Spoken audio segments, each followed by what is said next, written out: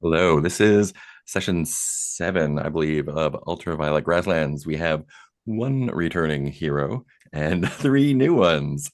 So we're going to go over our cats and safety stuff for our game for the new folks. Cats is content, aim, tone, and setting, or concept. Concept is you are all part of a caravan that is traveling throughout the ultraviolet grasslands, a very large stretch of very weird fantasy sci-fi landscape. Um, you will be exploring stuff, buying and selling stuff, meeting people, maybe fighting every once in a while. We've had very little fighting, which is probably for the best. Um, our aim is just to have a good time exploring the world mostly.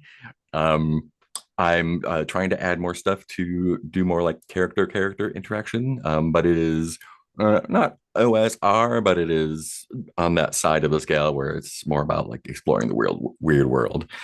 Um, CAT tone. Tone is open. It's we've got an advertising engineer, an advertising executive as one of our characters, and I think we've got an auto golem racer slash repair person as well. So tone goes from oh my god, that's weird and maybe gross to wacky to adventure.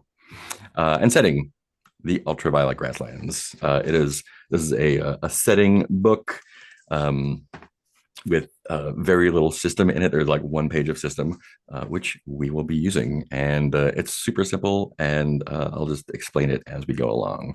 It's very much it's basically a roll over a d20, rolling a d20 plus a stat plus bonus over a target number most of the time. Unless I'm rolling a billion dice on random tables to make up things on the fly, which happens. Um, Safety tools are on the character keeper in the safety tab. That's the second tab. Um, right now we have lines. Lines are things that do not exist in the world at all, and we are never going to play with. There's lines on harm to children, harm to pregnant people, homophobia, transphobia, intimate partner violence, racism, sexism, sexual assault, and violence. Sexual assault slash violence. There will be regular violence. We have veils. Veils are things that might exist in the world, but we're never going to see it on screen or really play with it. Eye injuries are veiled. Sexual content is veiled. Slavery exists in the world, but we're not interacting with it at all. And we're avoiding torture. And some ask first things that might come up that if they do, we will check in and make sure everyone's cool with it. Ask first right now are cannibalism, dental horror, kink and BDSM, mind control, PC betrayal, religion and or cults, which there are a lot of. So we'll be checking in. Suicide and colonialism, which again we'll be checking in. And interest in classism, spiders, and starvation. So this is a living document. If there is anything you want to add to it, feel free to add. We can always move to the left, so we can go from interest to ask first to veil, veil to line. We're never going to go back. So if there are things you'd like to add to that now, please feel free to do so. If something comes up during play, feel free to add it, or we'll also use X card or script change. So if something comes up that we don't want to have in our play, whether it's because it's hitting a line or it's just because it doesn't fit with the game, or like it's a name that's like, oh, it's my brother's name, I don't want to have to fight him or whatever, we can just X card that out, say stop, we'll pause, remove that content, and then go forward from there, either changing it or going around it. And of course, this is an open hearth game, so we always work on the open door policy. Players are more important than the game. So if you need to take a break for any reason, we'll be taking breaks on the hour-ish. Feel free to either take a break or ask for a break. If you need to walk away for whatever reason, feel free to do so. If you have to leave just because you know, something comes up or you just don't like the game, totally fine. You can always walk away. If you leave and don't come back for a while, we'll assume that you are just gone. Otherwise, if you can let me know, great. Um, Cool. Any questions about any of that stuff we've hit so far? Cool. I don't see any changes to the safety sheet yet. So let's do a quick round of introductions. We have mostly new people here. I'm Mark. I'll be your GM today. I've been with Open Hearth slash Gauntlet for quite some time, years, and been gaming for a very long time. We are a good month and a half into this campaign. It's been a lot of fun, and yeah, I'm looking forward to seeing what happens. Why don't we go to we'll just go across the character keeper, which only has Mike on it now. So Mike, introduce yourself. Hey folks, my name is Mike. My pronouns are he, him. Yeah, I've been with Open Hearth Gaming and its precursor organization since I want to say like late 2017, early 2018, something like that. So, 6 or 7 years at this point. I've been playing tabletop role-playing games for a very long time. Cut my teeth with the Tom Moldvay edition of the 1981 Tom Moldvay edition of the D&D basic set when I was 11 years old back in 81. Yeah, I played a lot of D&D when I was younger, but even then, D&D wasn't the only game we played. I played a lot of, back in the 80s, played Star Frontiers and Traveler and Gamma World and Marvel Superheroes. And in the 90s, I played some D&D second edition, but mostly I played GURPS. Played a lot of GURPS, played a lot of Champions, played a lot of Call of Cthulhu. In the aughts, I switched tracks, went back to D&D, played a lot of D&D third edition. Also dipped my toe into Amber Diceless role playing for a while. Then I got really into Pathfinder first edition. That was kind of like the game I played for, like 5, 6 or 7 years. Was the forever GM until I kind of felt got buried by the weight of all of those Pathfinder books, both figuratively and literally, because I owned every one of them. I escaped the world of Pathfinder in 2016 because I just kind of couldn't do it anymore, and fell into a group that was playing this weird little hippie indie game called Dungeon World, which kind of opened my brain into a whole new way of playing. And I've been just kind of jumped into the deep end of the story game pool at about then, and that's mostly what I've been playing since. Cool. So these days I play a lot of Trophy, I play a lot of Powered by the Apocalypse, other more others, but I've also really gotten into OSR recently. So was Here we are. very happy to play in the Ultraviolet Grasslands. I ran a short UVG game in like right before COVID with the like playtest edition of the playtest edition of the first edition of UVG, and I even wrote a little PBTA hack for it that I called Ultraviolet World. It's still out there somewhere. It's not great, but it's playable. That was my first PBTA hack. Really glad to be here. This is I think Mark, correct me if I'm wrong. I think I've played in every session of this game thus far. Oh yeah, I think you're the only one that has the through line. So Um, rock. so yeah, I am playing Phaedred Otani, whose background I totally rolled on random tables. I am a magitechnical advertising engineer from the Decapolis, whose goal is to sell my company's services to ghosts. Fantastic. Yeah, and a lot of the set, there's a lot of stuff in the setting. It is all anti-canon, which means that although there's a lot of material to work from, do not worry about any of it. We will make it up and adjust it and use it as we like. So don't worry, like, oh, I don't know exactly what the butcher bank is because we still don't know. So yeah, feel free to make it up as we go along. Cool. Thank you. I think, looks like, is Nick playing Magazine Sincere? Okay. Let's get, Yeah. Yeah, that was an amazing intro. I agree with that. Hi, I'm Nick. I use they, them pronouns. This will be my first time playing Ultraviolet Grasslands, but I've been very excited about it.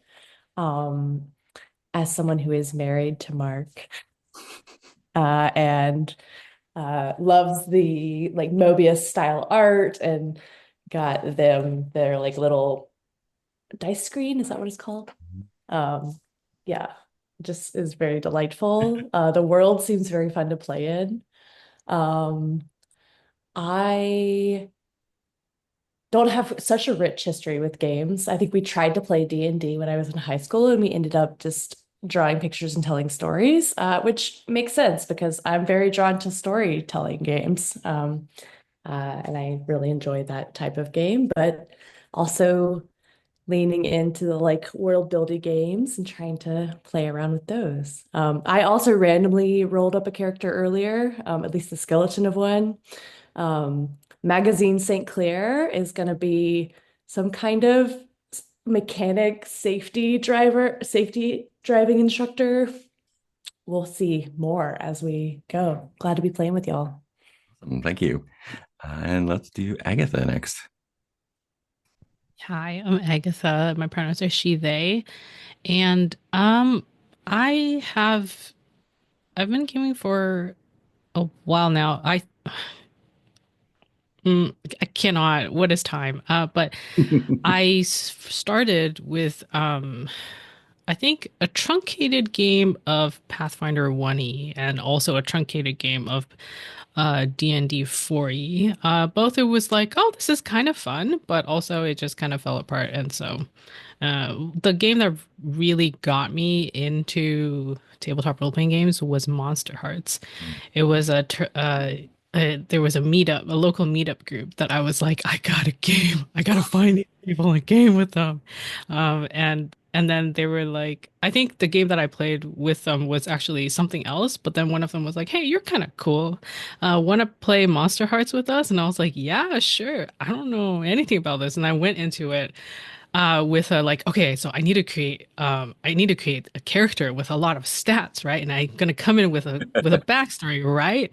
And then I told the person who invited me, I was like, hey, here's my character. And she was like, I love your enthusiasm, but let's roll that back five five steps and start again. Here are the skins, the playbooks. And it was super fun. I played a werewolf. Her name was Lori. And she was super in love with the mortal who was in a bad relationship, and she never got together with her crush. And that's the Monster Hearts life. And then after that, I was like, I love this. Let me play more. Let me be sad. And yeah, I'm really into story games usually. I've been steeped in Pentagood Society games. So Mm. any game, yeah. Excuse me, I'm obsessed with I write. I've written two hacks slash supplements for them now. One is called Budding. It's a shoujo manga hack of it, so you can play a shoujo manga life using those mechanics. And then the other one is called Deadly Society. It's inspired by And Then There Were None. So it's one that is like a close circle mystery, where all of the player characters, you end up dying at the end. You die off one by one. You get to choose when you die, and then everyone has intense drama in an isolated place over all of your past histories with each other. As you know, also people are dying one by one, and then in the end, you get to decide collaboratively which one of you was the mastermind. So yeah, those are things that I've written. I'm obsessed with drama. I've dabbled in OSR. I find it just so fascinating. I love reading what people say about OSR. I think that is the most fascinating part of it to me. I also love how much content is put out and how it feels very open as a community to everyone just creating a bunch of stuff. Also, OSR is one of the tabletop role-playing spaces with the best art. So I Mhm. think there are all these things that I'm like, just wow, wow, wowie. I haven't played a lot of it. So I am very excited to hop on here to experience Ultraviolet Grasslands today. Fantastic. Thank you. And Teal. Hi. My pronouns are whatever you want to say. I don't care. Um, but I play characters of lots of different genders all the time, so it's just like I don't know, whatever. What's the moment? Um, I have been gaming a long time also. Probably started in 1978. It's hard to remember exactly. Um, After D&D and Traveler and things like that, we veered into all the World of Darkness stuff in the 90s and also Shadowrun. Mm. And I've been with Open Hearth for 2 months now, something like that. I am not quite done with, but was playing a game under Lowell that's Cinema Fantastique. So that's my first PBTA game that I've ever played. Awesome. I've been watching, live plays and have a whole very large pile of PDFs, so more than I can read. Um, I am sort of on break at the moment, but currently running a Shadowrun game. So uh, because of my background, I'm potentially interested in anything, and I think all the different approaches that people play with have different advantages and disadvantages. And I'm confused by the modern tendency to have all these tribes that sometimes don't talk to each other. Because back in the old days, it was like, oh, look at this, look at this, look at this. We were just, and there were so few of us that it was, you just did all the things. And admittedly, I'm not the biggest fan of chivalry and sorcery, but it was fun to play some. So, Cool. Thank you. So, let's get everyone set up with characters. I wrote up what you call a character generation summary for us, so we can walk us through it.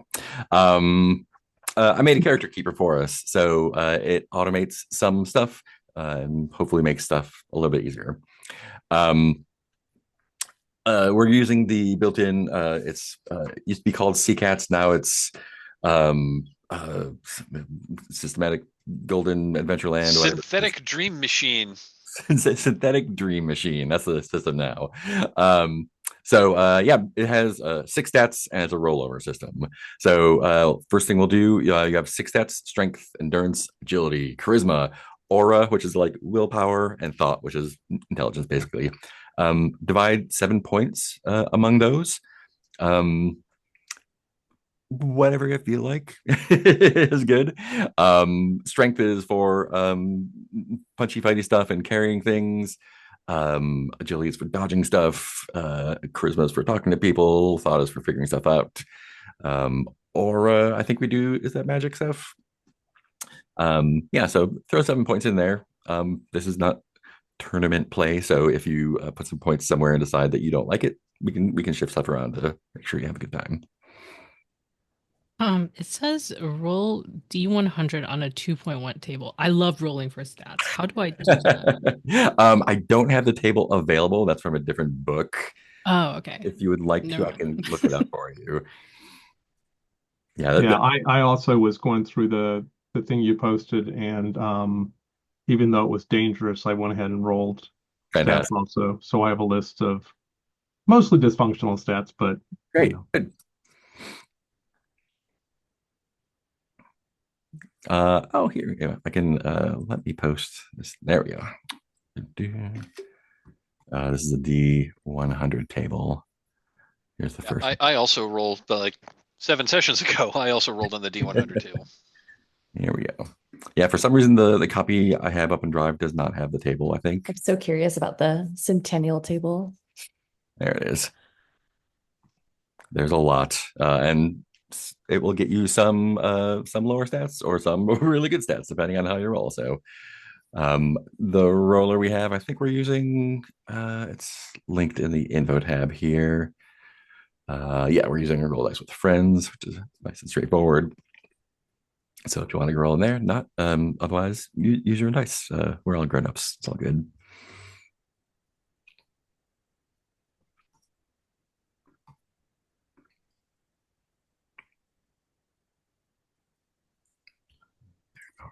Okay, I just realized I don't actually understand this table.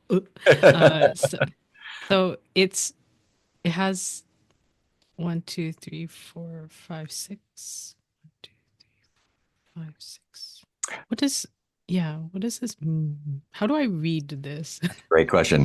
Boom, boom, boom, boom, boom, boom. You want me to explain, or you want to go for it, Mark? I think I know, but you go first and see if our ideas match up. So, if it says an ability and then a number next to it, you have to assign that number to that ability score, and then the rest you can assign as you will. Yeah, that's right.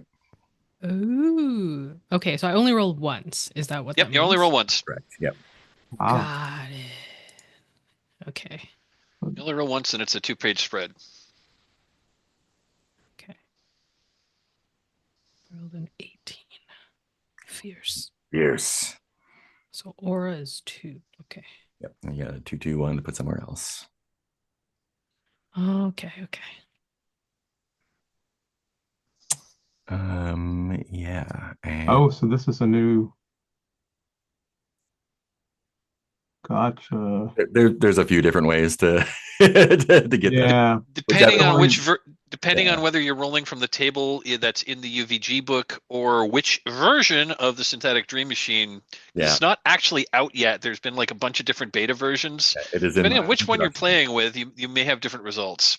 Yeah, and we're pretty chill. So put the scores that you like in there, and they only go up. Oh no, that's not true. They mostly go up. So I mean, what I posted in chat was 0, 1, 1, 0, 0, and 4. Yeah, great. So slot those in. Looks like you are hero number 10. Hero number 10. Okay. Oh, we've had 10 different players in this game so far. Yeah, when I rolled mine, I think I got discerning, so aura 4, and then I had 2, 1, 0, 2, 1, 0, 0, 0 to play the rest. So that's where my stats came from. Cool. After we get your abilities in, there's another table to roll on, which I can also paste. I think it's slightly different than the one Nick rolled on earlier because I have a slightly different version of this. So I'll paste that in there. This is a D40 table. So you can find a dice roll that'll do a D40 or just roll like a D20 and then do even odds. See if it's the first half or second half. There's a bunch of things that probably will not know what they are. What is a purple land narco sensor? Who knows? The anti-cannon. So roll or pick whatever you like from this table. This will be your background and your first trait. That's how we got our our advertising engineer and our barista.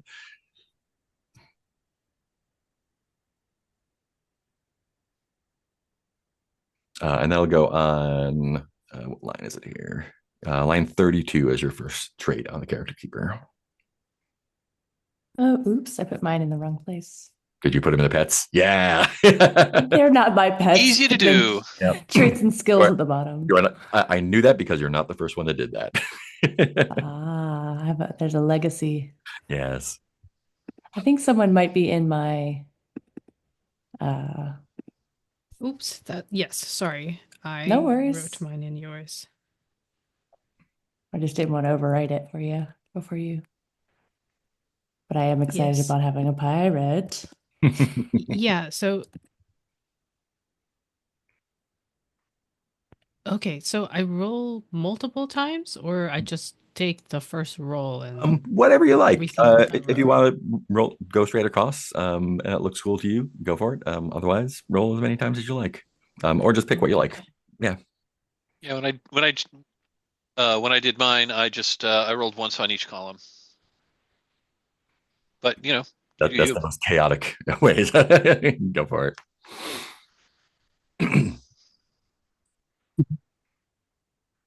And then your second trait is just going to be wizard, traveler, or fighter, and that gets you some basic what you got going there. We have a lot of travelers and a couple wizards. We don't have any fighters yet, which is interesting. Which is probably why we haven't been doing a lot of fighting. But yeah, they're all good. And I will add notes as you do that to kind of fill out, so you don't have to look it up in the book all the time. We got a couple more travelers, yeah.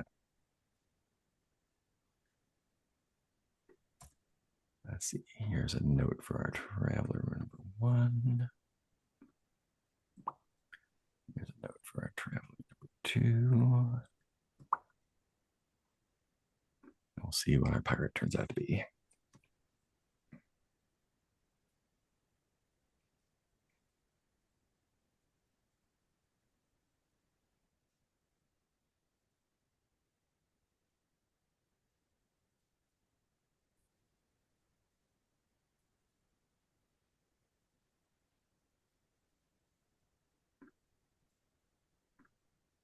Pirate mule lawyer, yes. I realized I'd never named my company, so I just went to Fantasy Name Generator and looked up fantasy companies, and I just got Triumph Turtletainment. So that's perfect. That checks out. I needed that.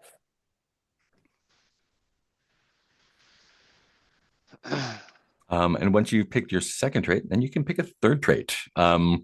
That can be, if you're looking in the Synthetic Dream Machine book, it can be any of the traits under your path or under one of the other paths. It can be a new trait from the big list if you want. You can make something up that sounds fun. Basically, if it's fun and evocative, you can describe it briefly. And it's not just like good at everything. And so the way traits work are, you'll notice that there are skilled first thing in that drop down there. Traits are skilled, expert, and master. When you make a roll that the trait applies to, you add +3 if you're skilled, +6 if you're expert, +9 if you're a master at it. So all your skills are going to start off at skilled. So you get a nice +3 on a bunch of stuff. So like travelers get a +2. Traveling stuff. What do we got? Managing the caravan, navigating, making camp, finding water and food, etiquette stuff. Fresh as clay. Nice.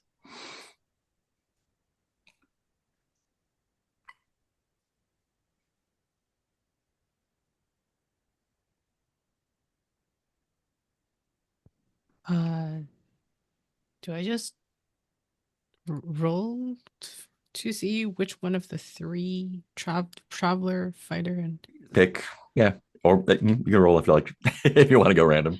I love rolling. Yeah, I think I rolled. It was just like a D6. Yes.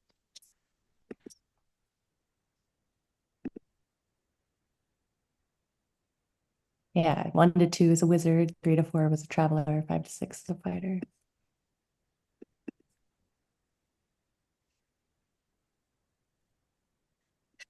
Traveler. That's the one I rolled with. Nice. Travelers across the board. We're going to be very good at traveling. You're going to need to be. We're getting into the winter months or fall, the wet season.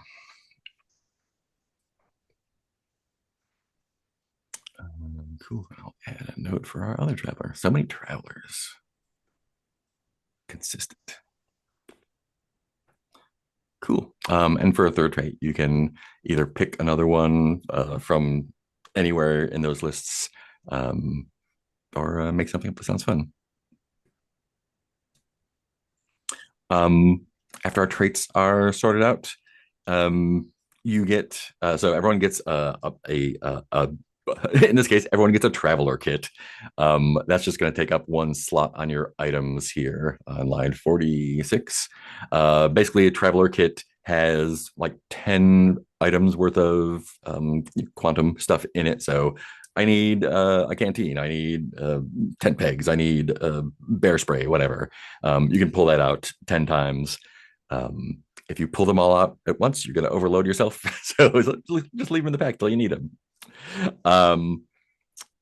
You'll also get, I think Nick didn't get this one, a strange item. Let's see, is that on page 22? It's on page 22 of mine. I will post the strange item list as well. This is a D50, so you can just do a D100 and cut it in half. And this is just a weird starting item you get to start off with. We've had, but Phaedred has a black metal vertebra, I think. We've got a bunch of stuff already. We've got a sentient donkey. Yes.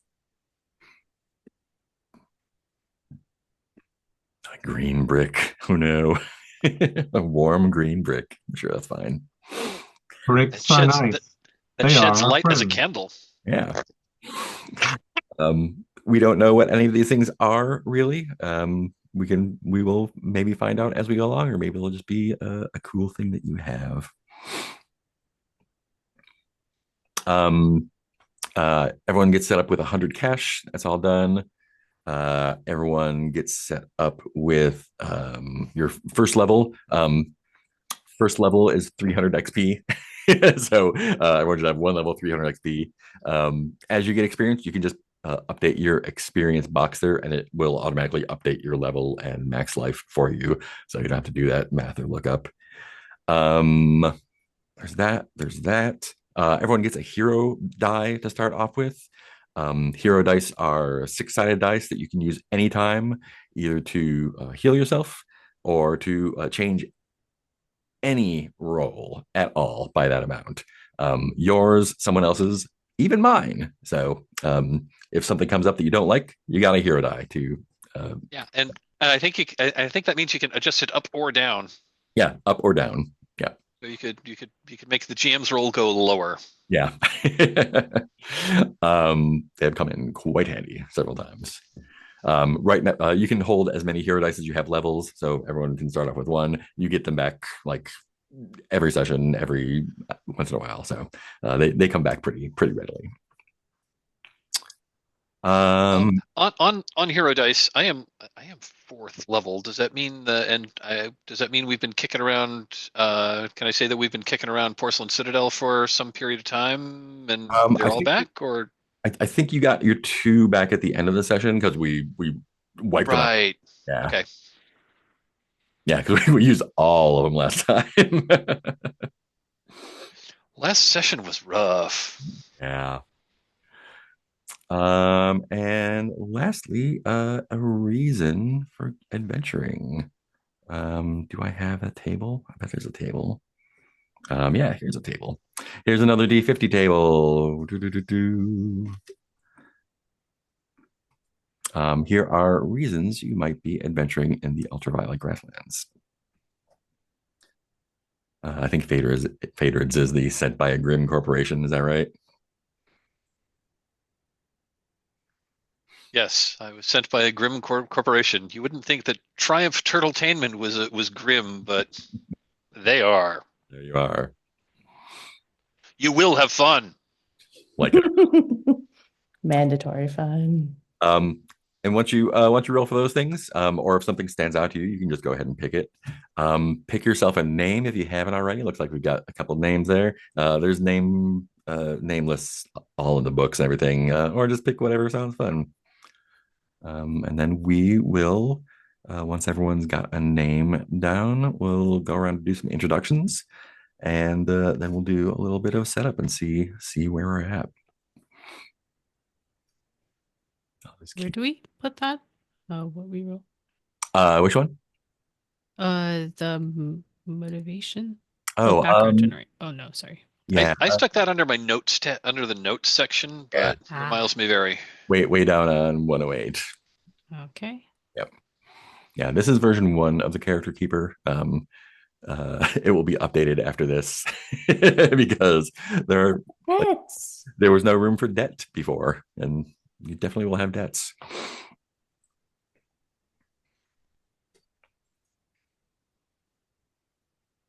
Soul of loved one stolen by a horror.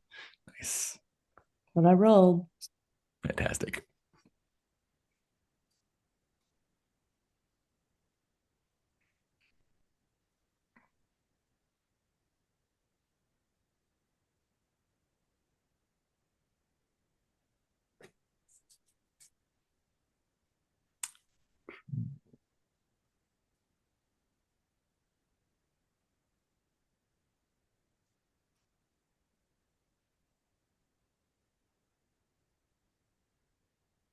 All right, I think as soon as Hero 10 gets a name, we are ready to roll.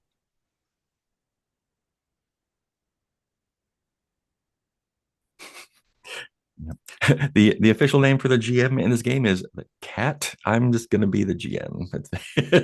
That's okay. You don't Oh, want to be a cat? there's a table for that. Yeah, there is a table for that. I did a screenshot of that table for a session. It was like, you know what? It's fine. Yeah, I think in the actual book they refer to the GM as called the TC or the Top Cat, Top Cat. Amazing. which um, makes me think which made me think of like the Hanna-Barbera like cartoon. cartoon series from the 60s. Yep.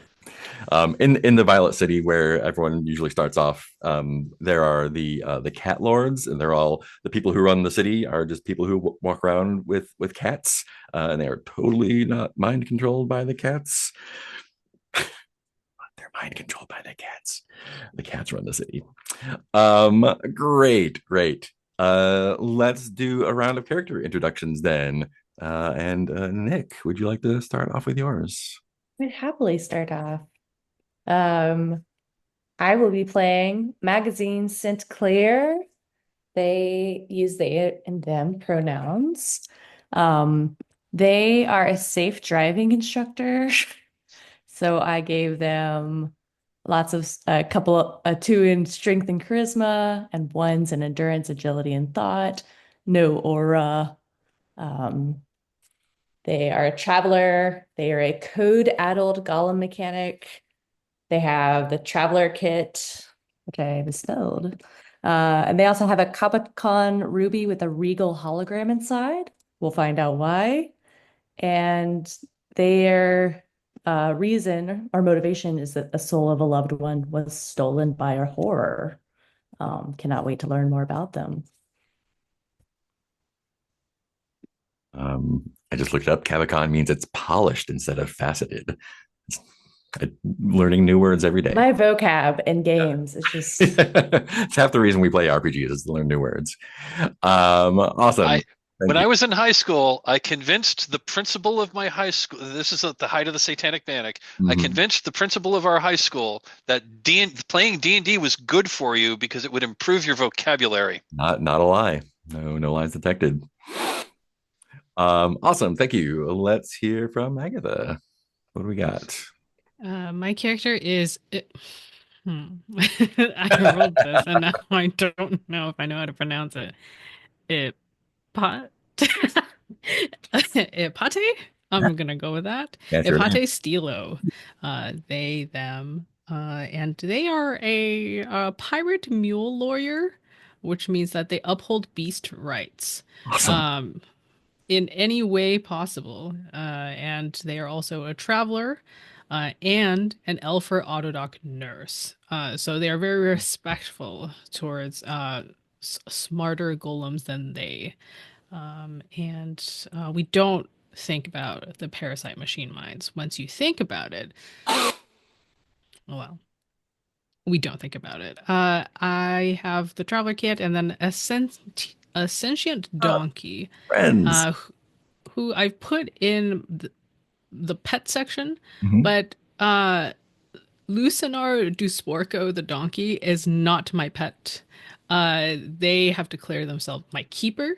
And they have a, what is it? It's greenish plastic hat, which they claim that it is magic. Yeah, feel free to change the labels on your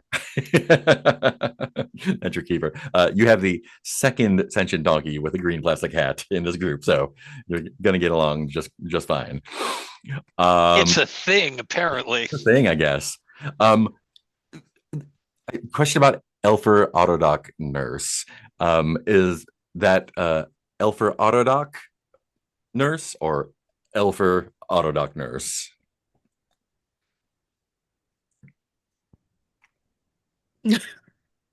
Those are three. I only know what one of those three words mean. So I can roll a die and then tell you the answer. Okay, I rolled a 1. So it is the first thing that you said, which I no longer remember. So you're a nurse that uses Elfer autodocs. And autodoc Yes. meaning some sort of machine that automatically cures people. Elves in the setting are long gone. They're also called the Vile. So there might be a little bit of prejudice against them, but it's all in good fun. They're definitely they'd be there. Sweet, thank you. And yeah, Teal, tell us about your guy. Okay. I'm not sure what kind of creature Aderon is, but Aderon is a protocol specialist, and I picked that, and I picked Flesh of Clay. I didn't roll those. Nice. Um, but I decided that since one of the elements of Flesh of Clay is this concept of because everything is changeable, memory is not so persistent.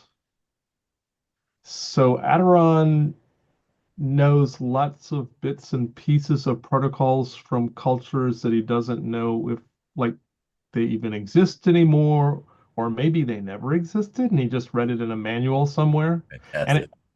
I will switch back and forth in gender depending on how Aderon presents themselves because as a fleshless clay sort of person, Aderon is capable of becoming more of what will make people comfortable so that we can proceed with the negotiations. Nice. I like that. Um, cool. And you got the green brick. Yes. Great. What was your background, your motivation for getting out of here? Where do I find that? I was Oh, that was on the last table that I posted. Oh, okay. Hold on a second. I will need to Yeah. do that. Let's see. Background. See if that's the right one. There we go. Let me find my, hold on a second. Um, mm,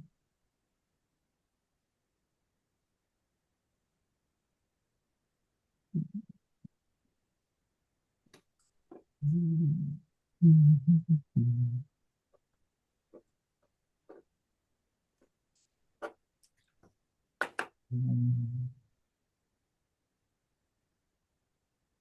Hmm.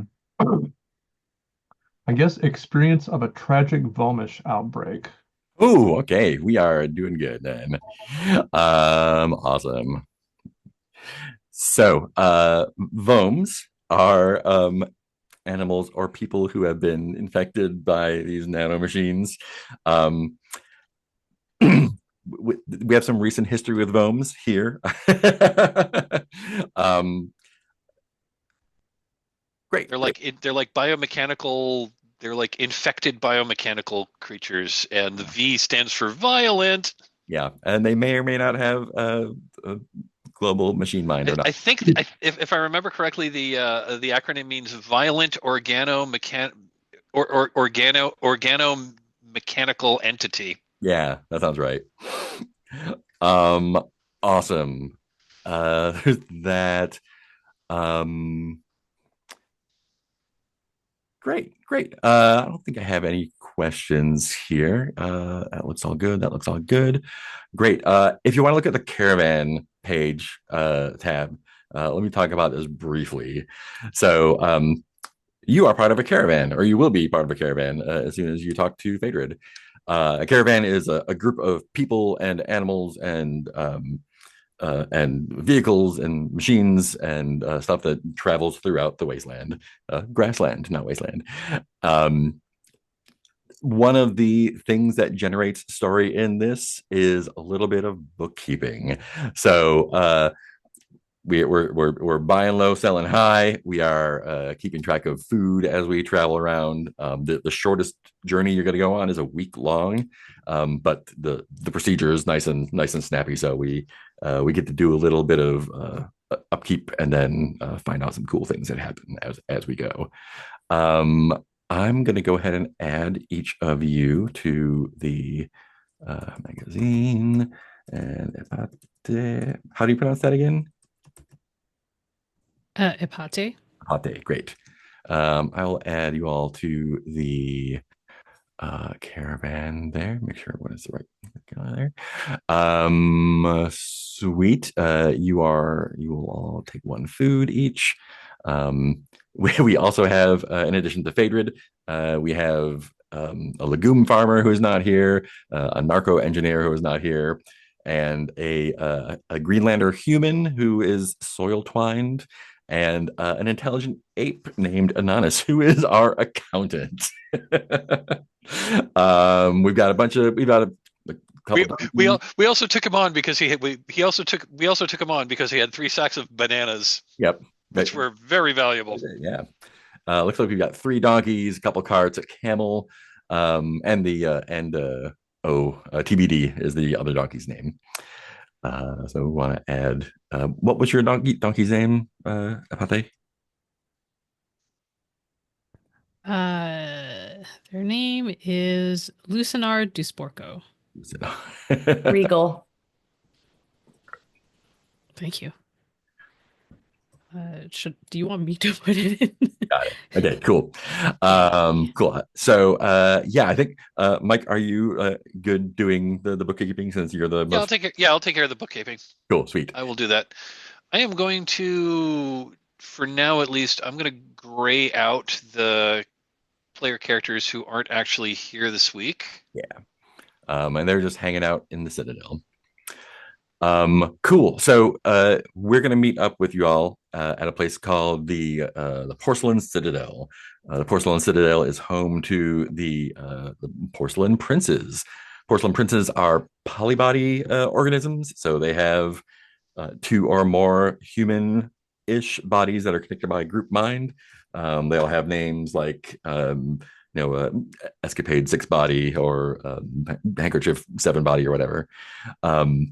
We've met several of them in the past. We've been back and forth here a couple of times. Mike, do you want to give us a quick recap of what happened last time and or any context to jump in here? Okay, well, the story thus far. This caravan formed in the Violet City, which is, let me look at the map. I think we're like 4 weeks to the east of here. Let's see, 1, 2, 3. Yeah, we're like 3 or 4. We're like 2 or 3. It's 2 or 3 weeks. It's the Violet City is the farthest outpost from like the settled lands. That's the farthest city of the Rainbow Lands. So many of us are Rainbow Landers. We're coming from the civilized, built-up area with various places. The Violet City is the farthest west of the Rainbow Lands and is also the gateway to the Ultraviolet Grasslands. So we, took on some debt. We owe some money to a cat lord. And we're on a quest to go all the way across the Violet Grasslands to the Black City. All of us, it's part of its exploration, part of it's to open up new markets. Various individuals who want to go that way have formed together to form this caravan to go all the way, and that is a very long journey. So our caravan set out from the Violet City. We went across the steppes we went across the steppe of the Lime Nomads, met some of them, partied down with them. From there, we went to the Porcelain Citadel, which is where we currently are.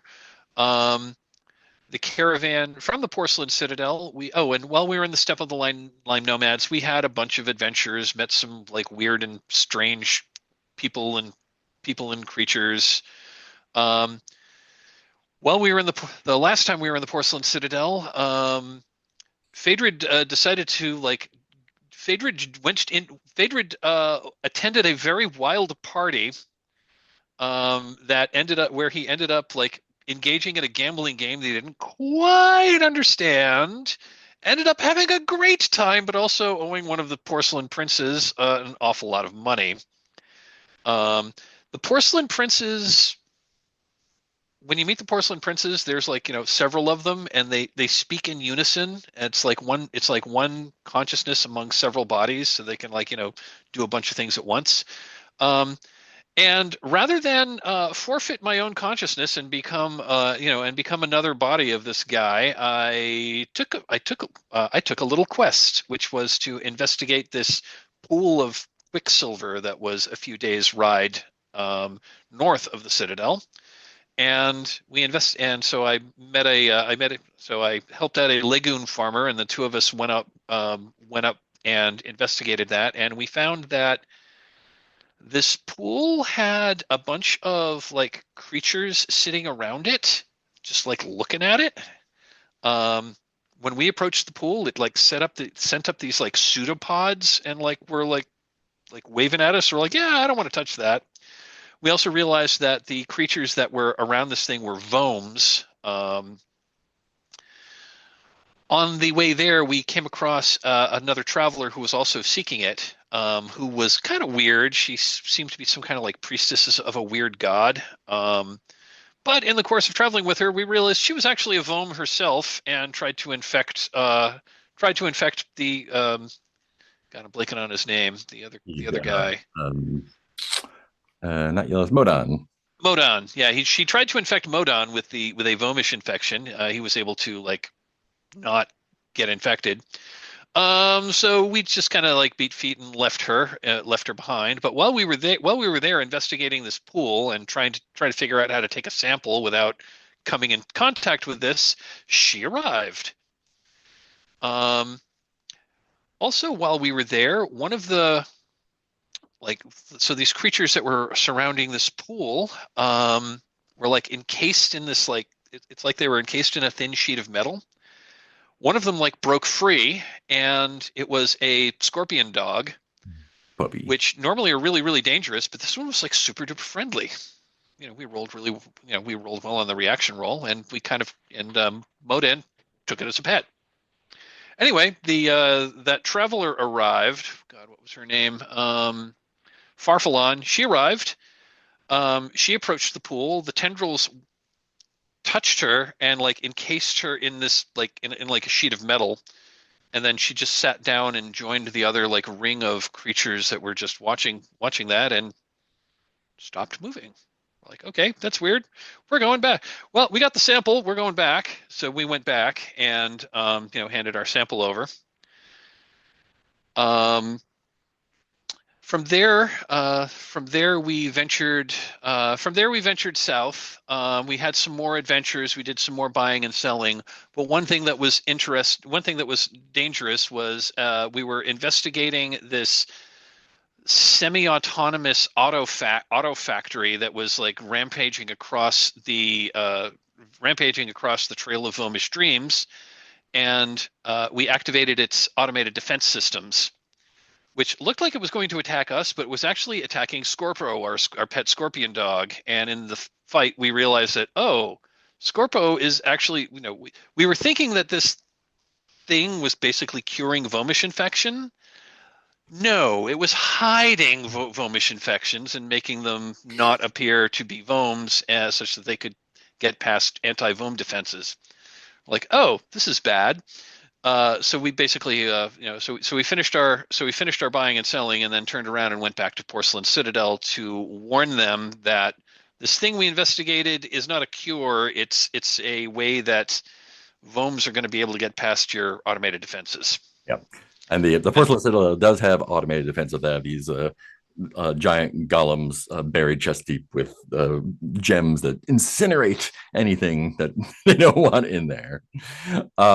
Cool. I'm going to paste a map of the Porcelain Citadel as we have it here, and then let's go ahead and take our break. And the map is in the character keeper on the Porcelain Citadel tab. Awesome. Yeah. So the big long map is under the map tab, Porcelain Citadel. There we go. There's our map.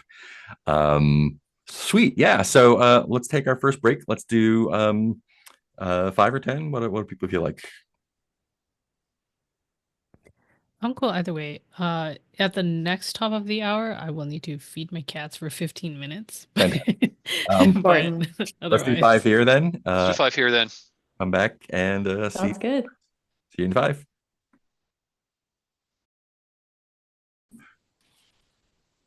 Cool. So here we are at the Porcelain Citadel. It is what time is it? We have a calendar. It is it's the end of Old Second. This is like the Grasslands August equivalent. It is easy traveling, but very, very hot. And I think as Phaedred and the caravan pull in, we have a bean shipment waiting. We got who was that? I think it was It was Modan. yeah, Modan But who's with he? Telejean de Barbier, the Rainbow Lander liaison. So Modan sent a bunch of money back to home. That took a month to get there, and beans came back, and so you all should have I think 8 sacks of beans. It was. So if you Yeah. add that to the caravan, you are welcome to. And like a sack is basically a human-sized piece of encumbrance. You use a sack of supplies when you travel. It's kind of like just like the bulk, like here's some stuff. And then 10 stones is a sack, and each one of your slots is a stone. So don't worry about it too much. It's bookkeeping. So yeah, just note down those beans. Everything went well. We'll wait for Modan to come back if he wants to do more wheeling and dealing on the bean trade. But for now, I'm curious. I want to know how everyone meets up. Can each of you maybe just give me like a brief, like what maybe do you think you might be doing there? It's not too far from civilization, so you could have recently traveled there, or you could be hanging out there for a while. If anyone has any ideas, holler. Otherwise, we can just workshop it. I know, Magazine, you said you were a mechanic, and maybe you were working on the the princes travel in these like big walkers, like these like giraffe golems, basically. You said you might be like working on those for the princes. Yeah, I think I was like in the employee there and like saw, let's see, what's my reason? Something about horror. Soul of a loved one stolen Mm. by horror. Yeah, I saw the caravan and was like, this is my chance. I Nice. got a good feeling about this. Cool. Apathe or Adoran have any ideas?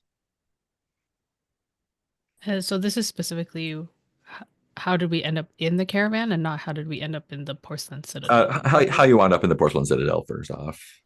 Okay. Natural. I think that I was there to uh,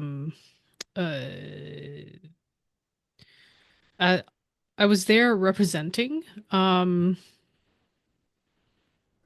kind of an animal. Yeah. I mean, there's lots of there's so in the porcelain citadel, there's on the map in the lower left-hand corner, I think it is, there's the 2 Serais. So it's basically 2 kind of like caravan trading outposts next to each other, one that the porcelain princes mostly use, and one's that the spectrum satraps from the south use. Spectrum satraps are basically living spacesuits in primary colors. They're pretty cool. So there's a bunch of like trade and caravan animals there of all kinds. Mhm. Yeah. Yeah.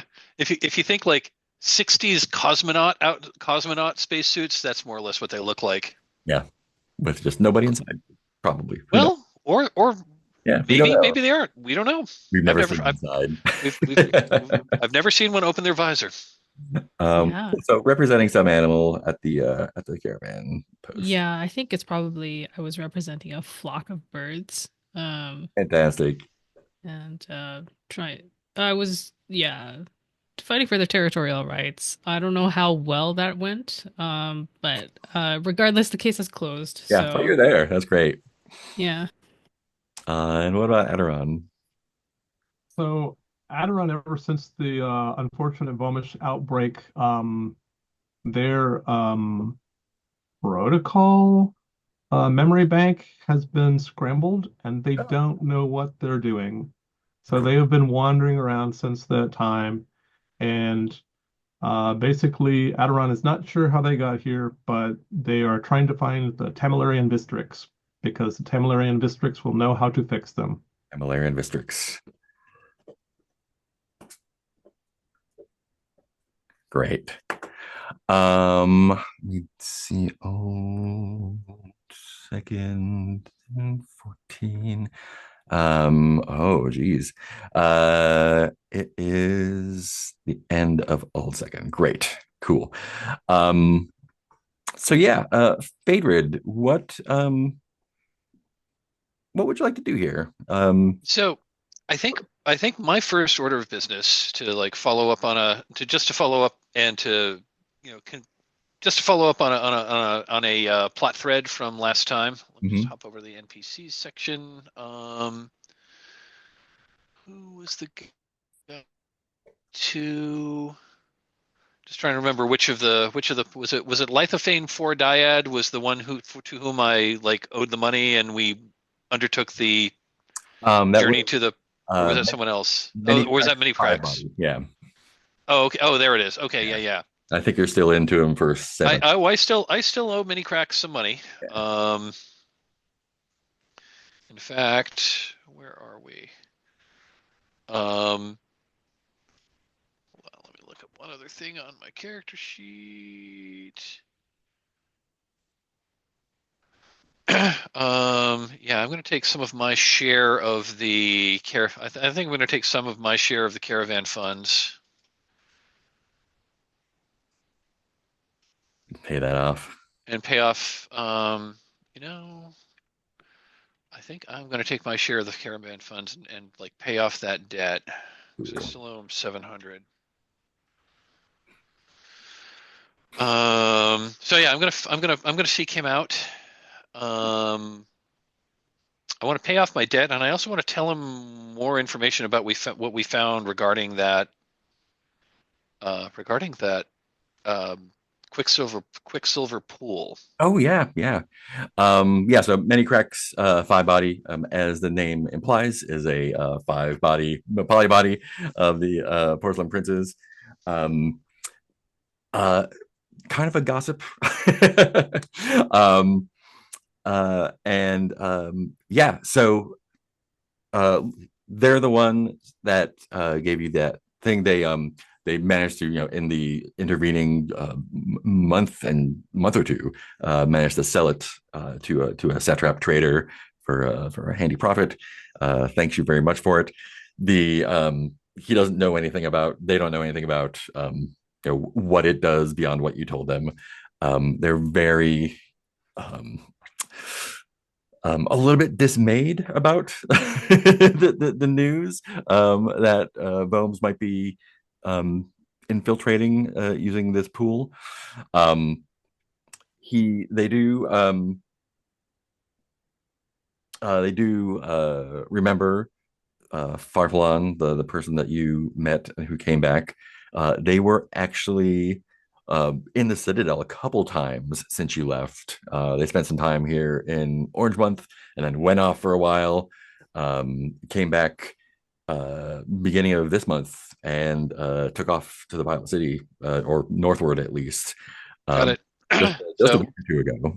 got it. Well, I will warn Many Cracks and ask that he pass that on to the authorities that Farfallon is dangerous. She is a Vome, and we know that she has attempted to infect others with we know that she attempted to infect others with a vomish infection, Mm. which would be bad, especially since now she can get past the anti-Vom defenses. Yeah, I wonder how long that lasts. That camouflage. That is an open question. I do not know. That would probably warrant more experimentation, but that's kind of outside of my area of expertise. And since she's been back a couple times since then, it is entirely possible that we don't want to think about it. Mhm. Um, we will keep our eyes, all 10 of them, open and see. Uh, thank you for the information. um, great. We'll skip the meeting and the tavern part. We'll just assume everyone is absorbed into the caravan. Everyone's friends. They That's good. filled you I in was on gonna say the we've probably been kicking around here a while. I think some of the members, can we say like maybe some of the members of the caravan that I arrived with, and then took off and then came back with, they've gone off to do other things. yeah. And so I'm looking for more. So we're looking for more. We're looking for some more people to join our caravan. Yeah. Serena's gone. Yillis, Monan's taking a break. So yeah. What's your pitch to them? I want to hear what you're thinking of doing next, and what the three of you might be interested in as well. Well, Phaedred's pitch is we are the I'm trying to remember. Did we come up with a cool name for our Uh, caravan? right now, it's cool name here.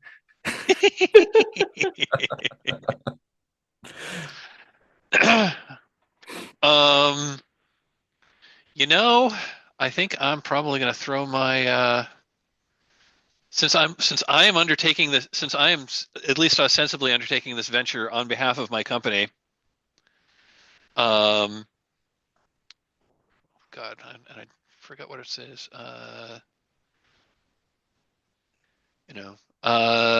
We are Triumph Ventures. Triumph Ventures, fantastic. Yeah, you got quite a little crowd going right now. Yeah, I know. Seriously, I'm just going to do that. So we are. So I am part owner of Triumph Ventures. We've had a bit of a staff turnover, and we're looking for more people to venture to the west. We're ultimately going all the way to Violet City. I'm sorry, all the way to Black City, on the other side of the grasslands, which is, we're looking to open up new markets. We're looking to do some exploration, make contacts along the way, and open trade routes. We're hoping to buy things and sell things on the way. There is profit to be had. There is things to see. There are new things to learn, new people to meet. This is a exciting, exciting opportunity. Amazing. Um, Apate, can you tell me a little bit about the dreams that you've been having here recently? Yes, I can. Dreams of a lost world. So sometimes after I nurse Elfer Autodox back to health, I would dream when I go to sleep that night. And the things that I see, I cannot explain in words, but they are wondrous, they are strange. And sometimes I think, surely there must still be remnants of what I've seen on Yeah, this land. yeah, definitely. There are wondrous and unexplained things to the west. So that sounds like a perfect reason. Um, Magazine. Um, can you tell me a little bit about what happened to the loved one? How you know their soul was stolen by a horror? Yeah. So the thing is that Magazine has a twin, Mm, and uh, yeah, their name is Charcoal, and they one day Magazine and Charcoal were playing uh, over in the junkyards, uh, picking up scrap and bringing the good bits back to mom. And I just, I know that day my my twin Charcoal's soul got snatched away by like a broken uh, gizmet. That kind of goes in it's kind of that universal piece of most golems. kind of fit in anywhere, whether it's meant to or not. But I mean, nobody believes me, but I know that his soul is in there.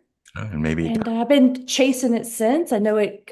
I think I know which one it's in, and uh, so gonna get that back. might have been installed in a golem that got loose and then Yeah, this way. Fantastic. exactly. It happens.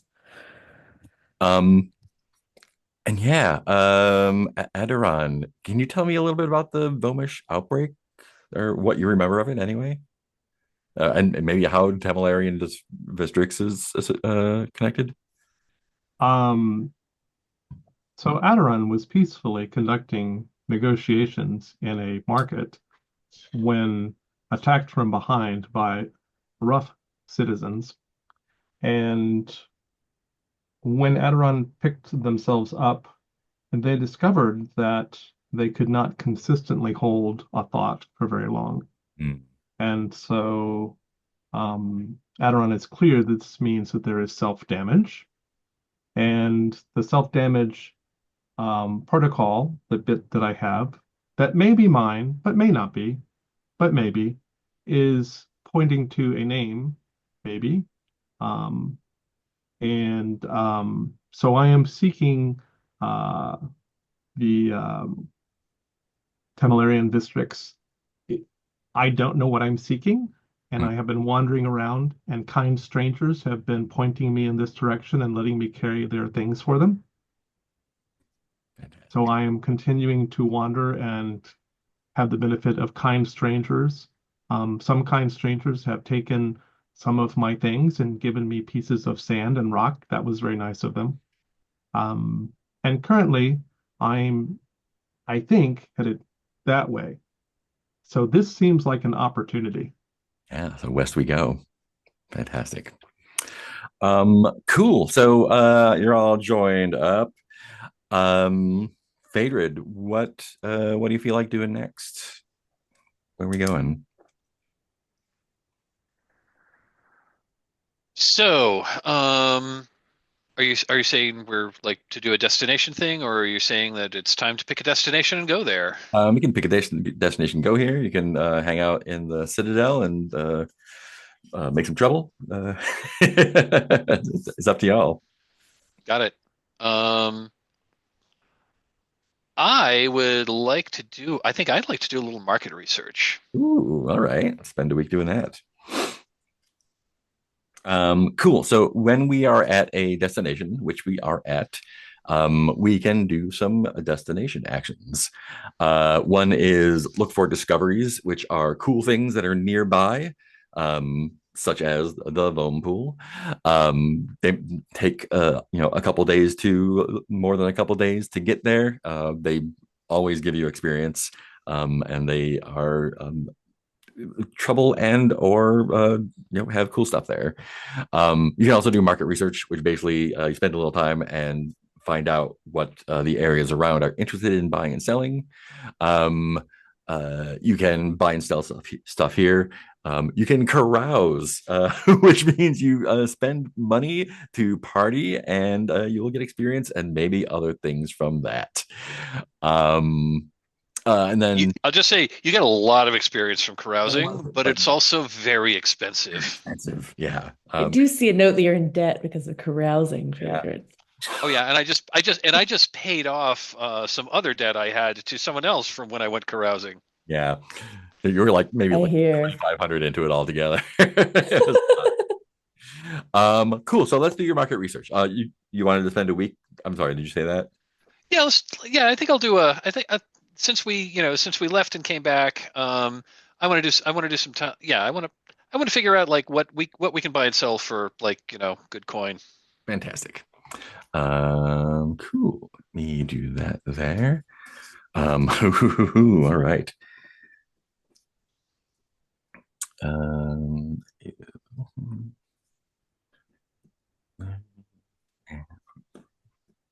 okay. So on the map here, where are we at?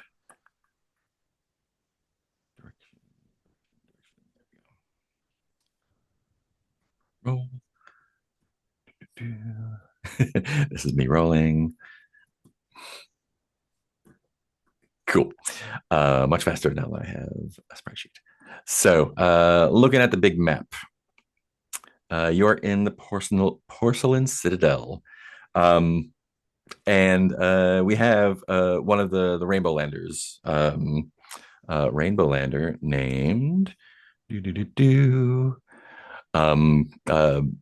Perambulati. I think that's an Orange Lander name.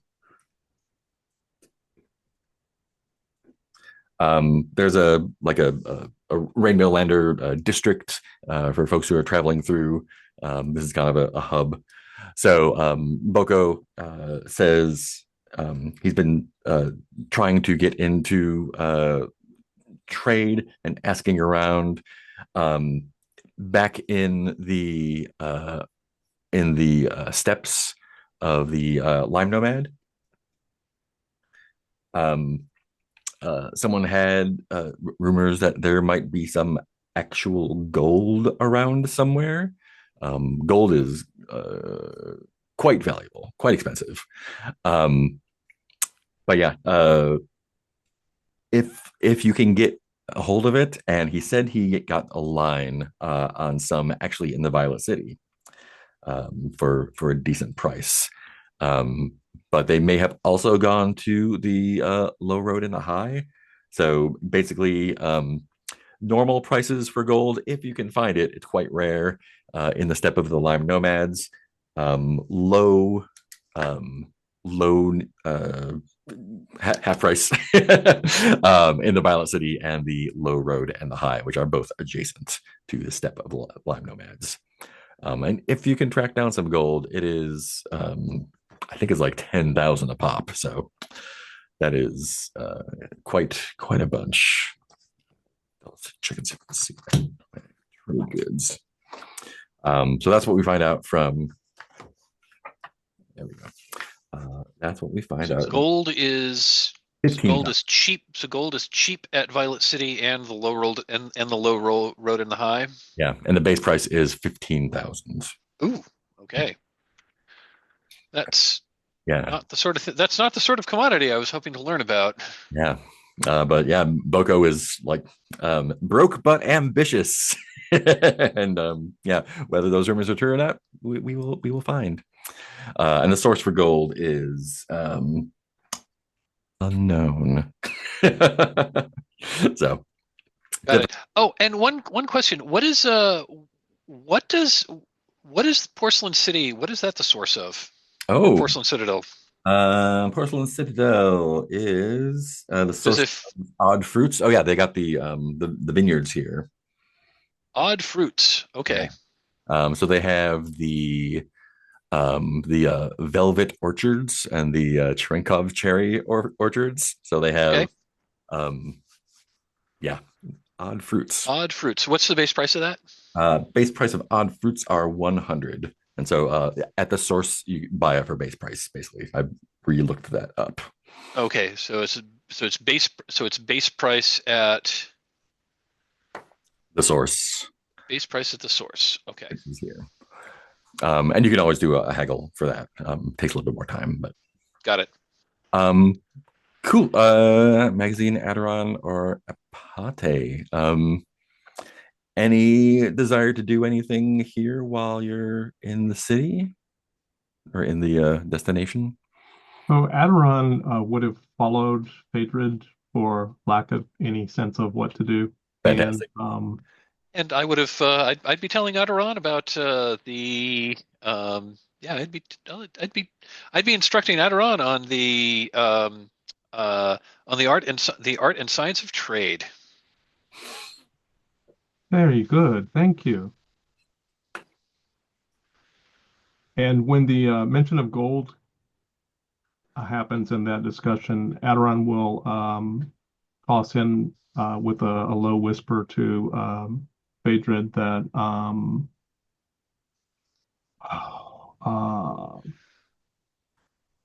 I believe that the vicious priests who have a temple in the Black City Pay premium price for black embroidered robes with gold threads. I'll keep that in mind. I'm ultimately hoping to get to the Black City, but that's a very long journey. It's going to take many, many weeks. We'll get there. We'll get there eventually. And these base prices are for a sack, so that's like for a person-sized amount of gold. You can maybe find smaller pieces later on. Or Right. Sweet. Any desire to do anything else for the rest of you? Um, as in choose from actions available, or I can just do Choose from actions available random or do things. whatever you like. Yeah, Okay. there's a Yes. bustling trade and travel hub. So Yes, I am. I'm fulfilling my duty as an elf or Elderdoc nurse. Not that I am going about saying that that's what I'm doing, but I am going around to just kind of see where the golems are and if there is any need of patching up, of fixing, ooh, of healing. excellent. Can I get you to make a roll for me? Um, how about a charisma roll? Charisma is both charisma in the personal sense and kind of like luck, more or less, is the closest thing to luck. Okay. So just a d20 plus your charisma, which looks like it is two. Yes, I switched up my endurance and charisma because I was like, I don't think Ipate is strong or hearty. But as a lawyer, I think you need a degree of charisma. Mhm. So We're a very charismatic group. Yeah. yes. Okay, I rolled a 19. 19. Yeah. And Fantastic. then Yeah, so what are 21. you hoping to find? Are you hoping there are things to fix or Yes. Yes. And what I like to do is to go and fix and then also to just mingle and to chat, see how things are here for awesome. golems. Yeah, let me make it a little really bully here. Great, yeah. Um, one of the porcelain princes in their caravanserai, one of their yeah. Who was this one? This was Porcelain Citadel. This was comparison three body, who met with some misfortune on the road south of here, and their what they could salvage of their walker is in the worst shape. They have to use their backup walker, and the walkers are these you know do I have a picture of one somewhere? They're basically like these palanquins on these long robotic legs that walk around. Um, yeah, and they are happy to continually tell you their tale of woe. And their chorus, there's only three of them. Their chorus is a little bit off, as if they're missing some, which they will inform you that they definitely are. There used to be eight of them not too long ago. They were set upon by um, awful um, organisms, violent, mechanized organisms, like they all attacked at once. I heard rumors they that there are infected people around here as well. As dangerous as it is out there, at least you know the danger. It's in front of you instead of lurking. Well, surely you don't mean foams. Of course, I mean bones. There's bones everywhere out there, but in here, I mean, normally the defense golems incinerate anything violent that comes near. But well, I don't want to spread rumors, but I'm just planning on getting out here as soon as I can. How long do you think this will take? It'll probably take about. Well, go It'll ahead. probably take Sorry. about a week. Yeah, I'll be like, oh, well, I'll need to make a diagnosis first. And yeah. Cool. Yeah, he is. Um, Uh, let me get a what kind of role? You are a are you a golem mechanic? You're not the golem Yeah. mechanic. You're the Yes. auto doc nurse. Yeah. Um, I'm a nurse for autodocs yeah. and or golems. And or golems.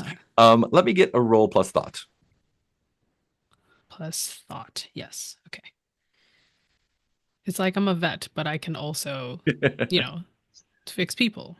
Yeah. Um, I rolled a 17 plus one is an 18. Fantastic. Um, yeah, it is a wreck, but it is you get the feeling they're more concerned about aesthetics than sturdiness. So you can do a satisfactory job for them. They will pay you 600 cash for the week's work. Okay. Very well done. 600 cash. And Wow. now you have a friend in comparison three body. Yeah. And question about this walker. Is the walker sentient at all? No, no, this is like uh auto golems are Just a basically paladin. cars. So Mm-hmm. yeah, it's just a vehicle. Mm-hmm. Yeah. Yeah. I mean, in the same way that your GPS is sentient, kind of. Mm-hmm. Mm-hmm. There are some electromechanical. There's no biological component to it. Yeah. I think that the way that Ipate talks about it, though, is like they are sentient. Fantastic, And that is just the energy that Ipate emits. amazing. I also love the like treating things that are mechanical like they're needing nursing. That's Mhm. a fun vibe. It's a fine Mhm. line. Magazine, what are you getting up to here? Um, I think magazine is saying bye to Ma. Are you from the Citadel? Are you? I think we lived on like the outskirts Oh, so you and live like little in shacks yeah, out the outskirts and in the near Velvet. the junkyards. Yeah. Oh yeah. Um, I've just been kind of following the caravan and was like, okay, I'm gonna join that caravan. amazing, amazing. I So finally got my courage up. This one looks nice. so you're just kind I of was like like, from the steps nearby, right? yeah, on the steps nearby. Amazing. So you've seen bones in the wild. You've seen these biomechanical violent things out there. Um, Yeah, it's no good. what's your experience with them? Have you just steer clear, or what's your protocol? I mean, I think they got Ma. I don't think I'm actually talking to my real mother. I think I'm talking to like, um, yeah, like a bunch of scrap that I've set up as like a memorial. So I'm Oh, just like, I'm gonna go find his soul, Ma. I'm finally gonna do it. I got brave, and I saw that there's this nice advertising, guys. This is the one. I'm gonna finally go out and make you proud. And I'm gonna go get his soul back. But it's just stuck talking to some scrap because the Ma, I think, is out there, but is Vomish. oof, oh boy. All right. So it's just a little Um, fun Pixar scene with magazine. cool. So yeah, so that brings us into the month of Unity, the ninth month of the year. Travel is still pretty easy now, but it's gonna get rough next month. Cool. So if we want to hit the road, now is a good time. We've got a good 4 weeks of solid travel. It's pretty easy. Um, where would you like to head? I would, um, unless there's an objection, I would suggest that we take the road to the Last Serai, which is Ooh, not a destination this caravan has been to before, and I think it's definitely more of a there's definitely more civilization there than there was on the Trail of Omish Dreams, which is the way we went last time.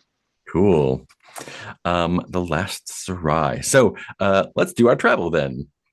We have how many people in our caravan We now? have 6 in our caravan. Well, including our soul twine, the Greenlander, and our accountant. Yes. Great. So go ahead and so our procedure is um, traveling in the wilds. Spend supplies. Oh, I forgot one other thing before we leave. Oh, you're on my supplies. One other thing before we leave. So we got those. What was his name? Modan's beans arrived. Yes, Modan's beans did arrive. I think his plan was to sell. They, if I remember correctly, they were expensive in the Citadel. So I think we Sure. wanted to sell them here. Yeah. Would you make a what you call a haggle roll, buy and sell for me? Buy and sell. Cool. So I think that would be. I assume that would be a charisma roll. I believe it is. Let me double check. And would my skill as an advertising engineer come into play here? Definitely would. Yep. Okay. So I'm skilled in advertising. So that's +3, I believe. Yeah. And my charisma is 1, so I'm at +4 on this roll. And I rolled a 15 on the dice, so that's a 19. That's a solid, profitable sale. Cool. So you are going to for that, and that was to who's our connoisseur? I think that was to many cracks. I think that was many cracks. Oh Yep. no, that's Endure Six Body. Endure Six Body loves beans. Okay. Okay. Great. So that is gonna be a little bit of math. Do. We had 8 sacks of beans. 8 sacks of beans. You can clear do a little bit more than that. That's gonna be 1120 cash for all those sacks of beans. Nice. We have a 1120. pre-established relationship. So I have a question. Yeah. Is it possible for us to aid a role like that? Yeah. If you wanted to spend your hero die, you definitely could do that. Okay. And in terms of the fiction,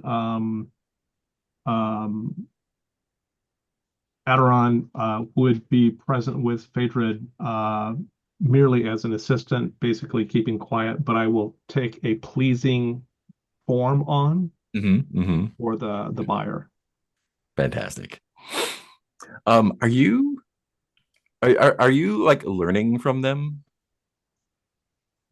I am trying to learn how to be a merchant at this point. Yes. I love it. Love it. Would like you to roll for me. Just give me a d20 for starters. Okay. One moment. First time. That's looks like I got a 9. 9. Great. Great. Learned. That's without. Are there any modifiers? I thought. Let's do thought. Oh, well, if it's thought, then it's a 13. Oh, fantastic. A success. So learning new skills takes 4 successes. So I'm going to write that down for you.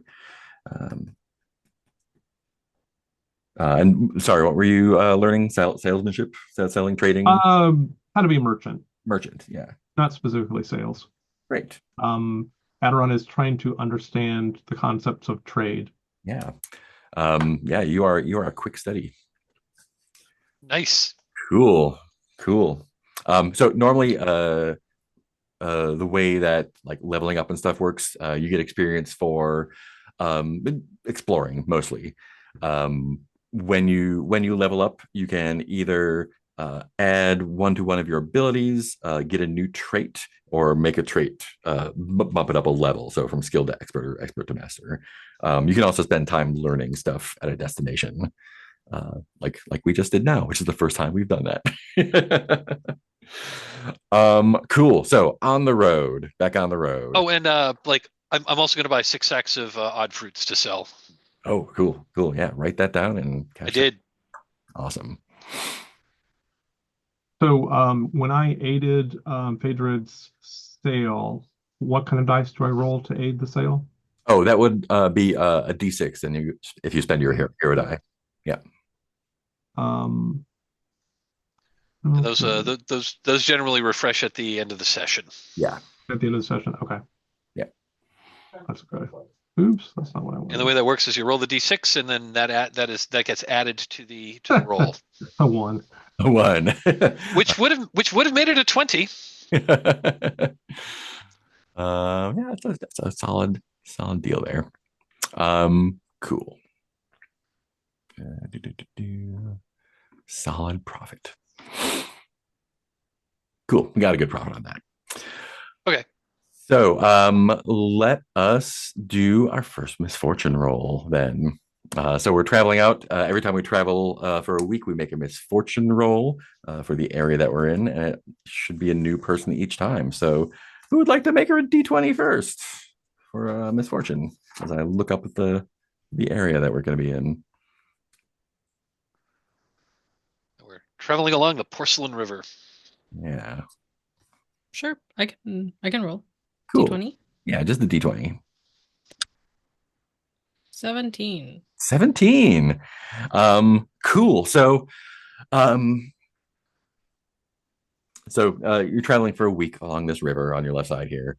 There's not really a sunset here. There's like this violet mist, this haze that rolls in and out every day, and as you go further west, it rolls out later and later. And you're kind of heading southwest at this point here, so the mist rises around 9:30 in the morning now. It rises for comparison around 8 in the Violet City. And it feels like the atmosphere is like it's got almost got like an electrical charge to it. There's more clouds than usual. This is the end of summer, and we get a storm every once in a while. Um, and it's definitely like darker than usual. Um, but I think it's probably magazine is the one that knows to do this. Like when you make camp, or even every few hours when you're traveling, to like drive some metal stakes in the ground and like ground out your vehicles.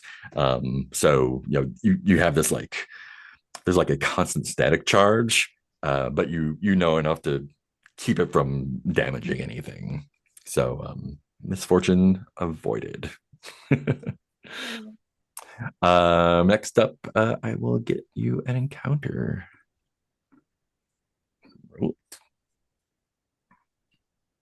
Oh, oh, oh. Hmm. So your caravan is on. I assume Apate is riding. Maybe it's a bad assumption. Is Apate riding your donkey, or is that you're No. walking? Rude. No. Yeah, great. Yeah. Well, no, forgiven because you asked. No, I am not. Okay, We would be walking together. sweet. Do we have? I think there's enough space for folks to ride in carts if you want to, but you're traveling at a normal speed, a decent speed, and around day 4 or so, there are other travelers and traders going back and forth on the road regularly. You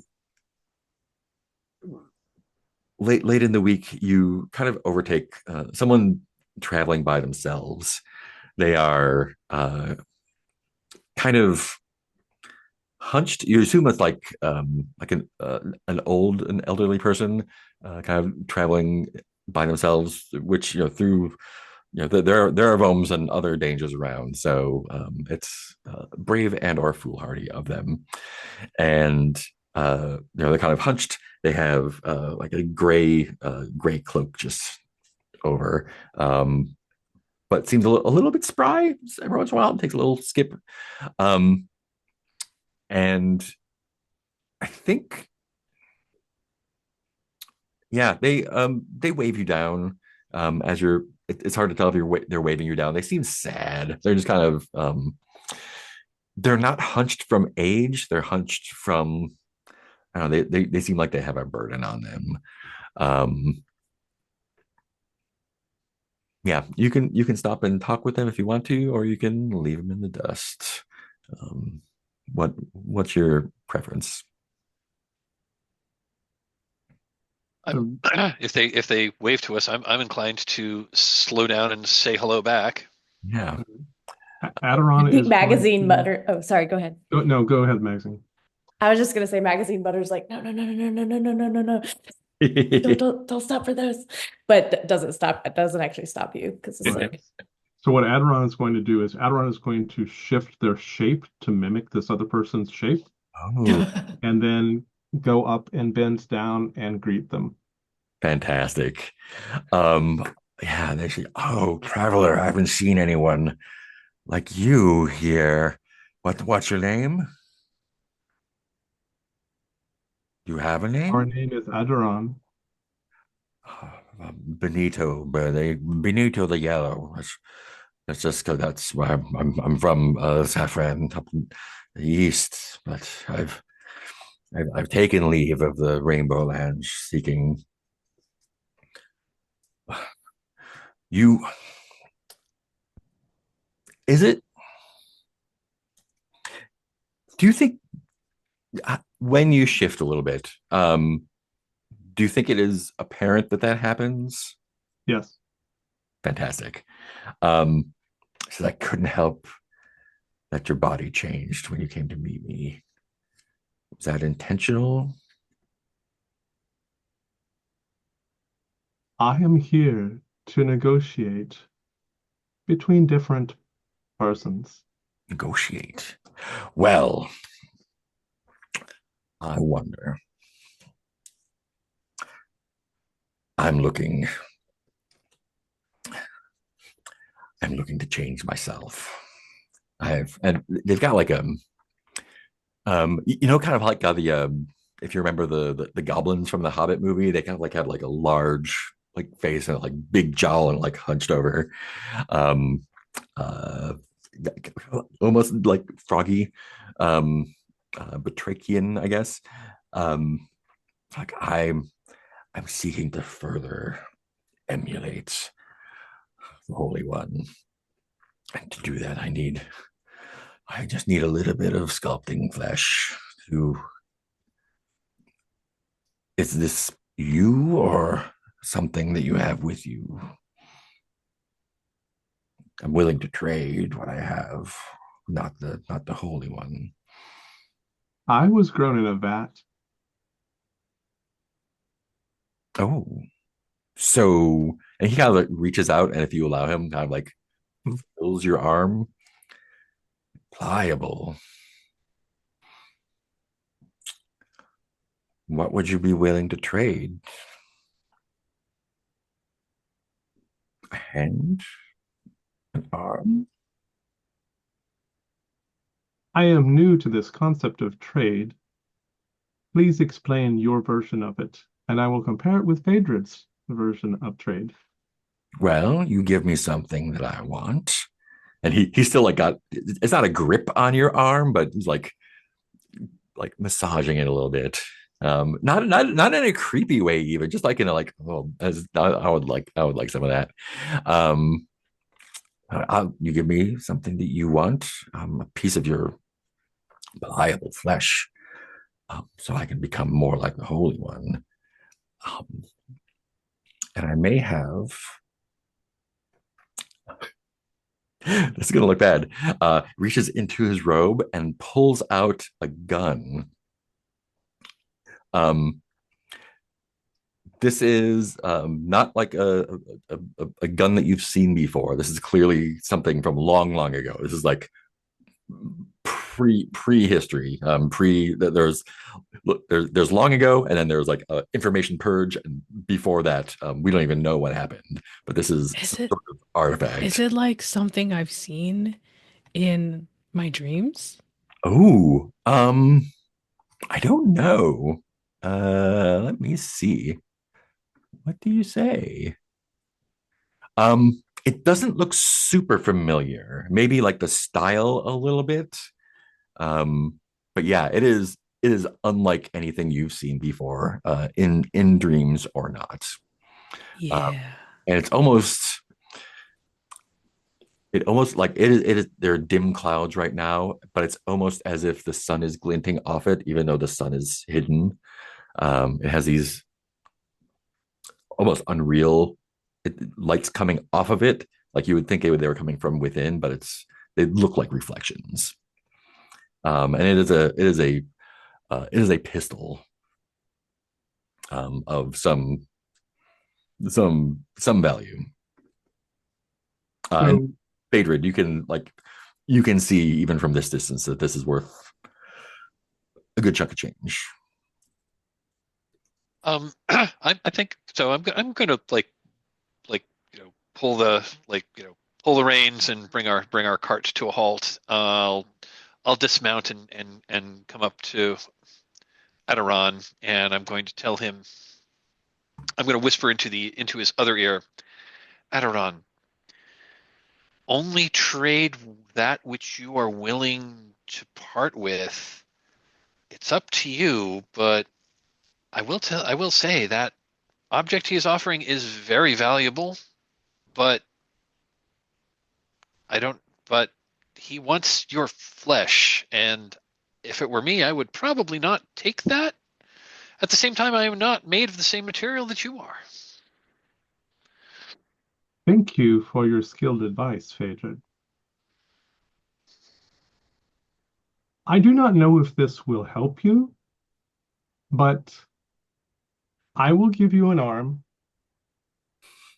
and my arm sort of like the part that's the arm up at the shoulder that just sort of melts and the arm drops on the ground.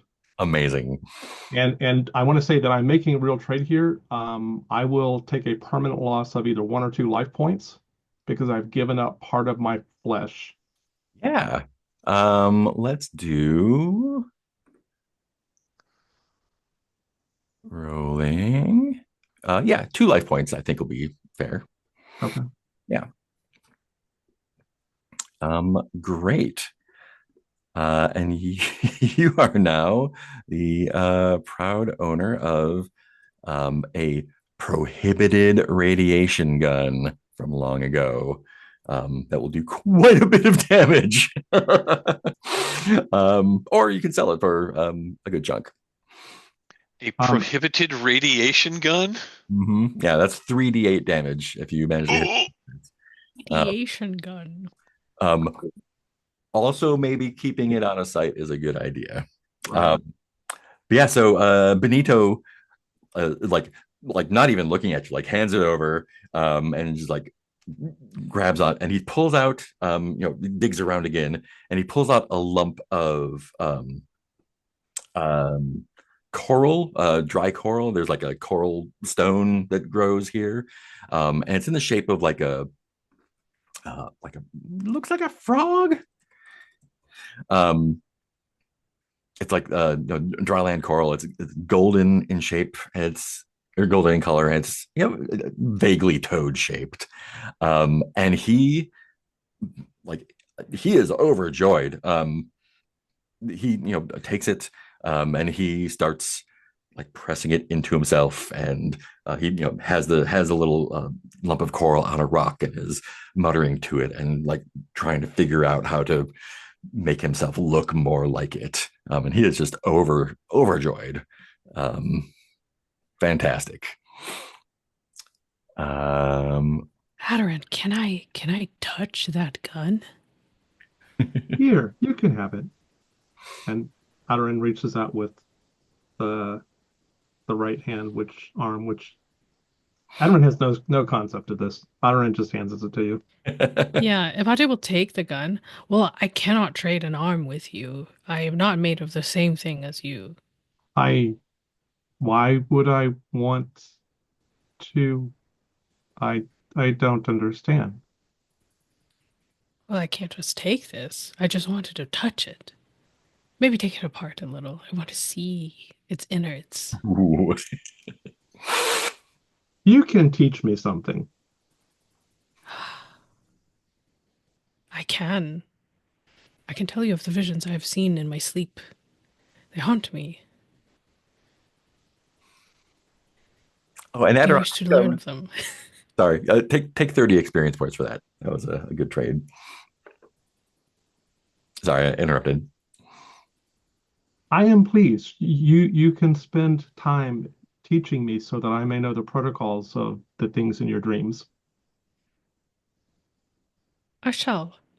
Um, and what Ipate wants to do is to uh see how this gun works and Mm, if it's different in structure from um like how does it differ? How does it work basically? yeah. And hopefully it will remain intact at the end of it. And then Ipate will probably give it back to Adoran. So are you trying to disassemble it or are you inspecting it first? I will inspect it first. Yeah. Um, let me get a thought roll from you. Thought roll. Oh, the die, this die really likes me today. I rolled a 20. Ooh, yeah. So this is you can take apart guns and robots and machines, autodocs and I whatnot. am a nurse. It's true. Yeah. This is again is unlike anything you've seen. It is impossibly old and impossibly advanced. Fascinating. You you think you might be able to crack it open somehow. The material is like this. It's not plastic. It's not metal. It's not crystal. It's hard to tell. Um, Mhm. you are there, like upon inspection, and you know, you are 100% certain that if you did get it open, it would be extraordinarily dangerous to be around. Ah, I see. Have you ever seen those little cylinder, the little metal cylinders that just say "drop and run away"? They're Okay. like one of those. You would, Okay. yeah. But yeah, you are certain of that, and that is not false information. Okay. That is In true. that case, I will then, with great reluctance, hand it back to you, Adoran. But you were going to teach me. I do not need this. Well, in the case that there might be something that you wish to eliminate with great haste, you perhaps would like to keep this with you. I This will I am this a will do so negotiator. I quite do not quickly. eliminate anything other than possibilities in negotiation.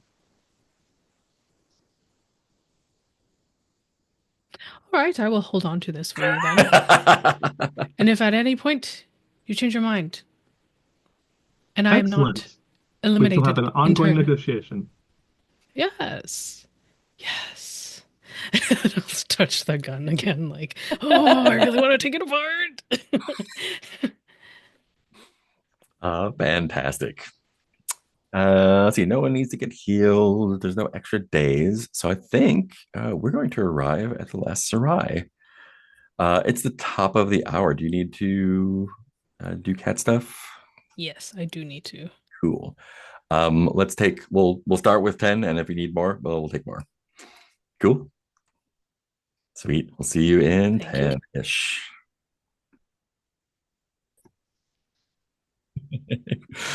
Cool. Sweet. So we are approaching the Last Serai. Here we are.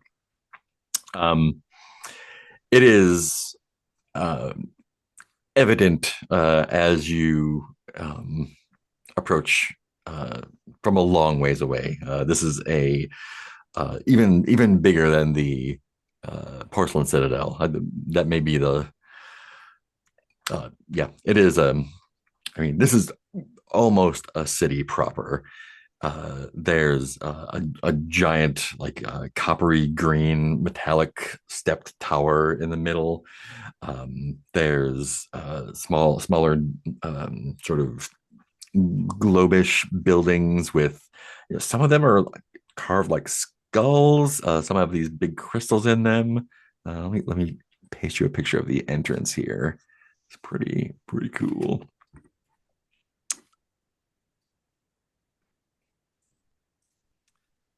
Um, yeah, and this is another.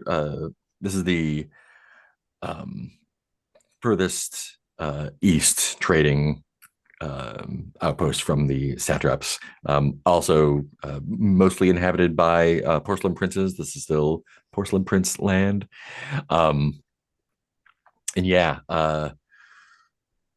it's big and cool. There, the dust sort of swirls around weird in this. There's like massive static charge nearby, and you can tell that there's something around the main uh, domes of the Serai.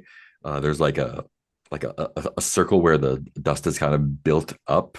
Not like you can. There's like a hard line, like nothing living grows inside that circle.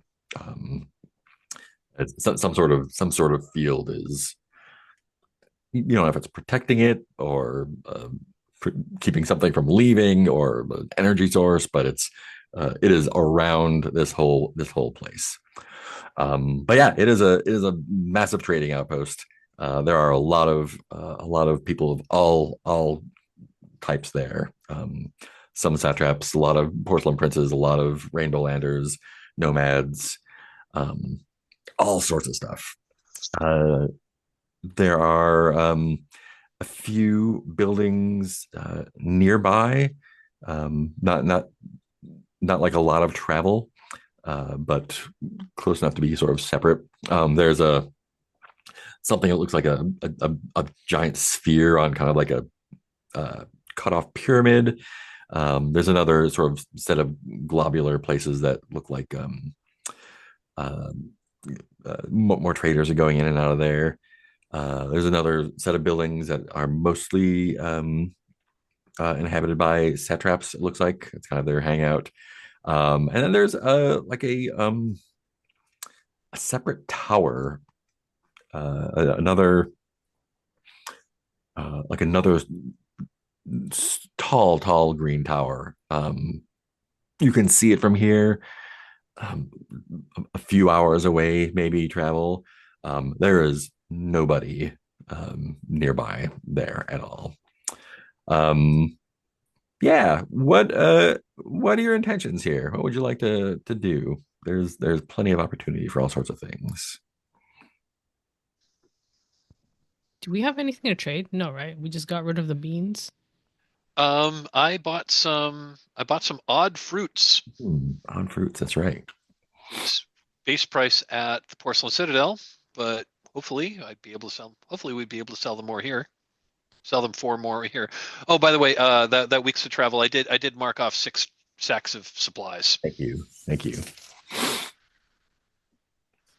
because it's traveling a week. The basic unit of travel is a week. For every human-sized person, you will go through a sack of supplies per person.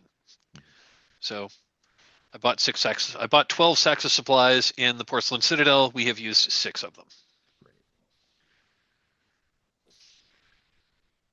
Yeah. Do you want to try and find someone to sell those to, or poke around some more? I mean, I would like to try to sell some. I would like to try to sell the odd fruits. Yeah. Um, who would you like to sell them to? General. There's a lot of people to trade with. Lots of caravans coming and going. Princes, rainbow landers, nomads, satraps. I think I'd probably go. I don't know if satraps actually eat. I've Oh, never great seen them. question. I presume they do, but I don't know. I mean, do they want odd fruits? You know Uh, what the heck? I mean, the satraps I've dealt with were pretty cool. I'll see if they're. I'll see if yeah, some of the satraps. I'll see if I would like to approach one of the satrap caravans and see if they would be interested in buying some odd fruits. fantastic. This trader is named. Do this one is named. Um,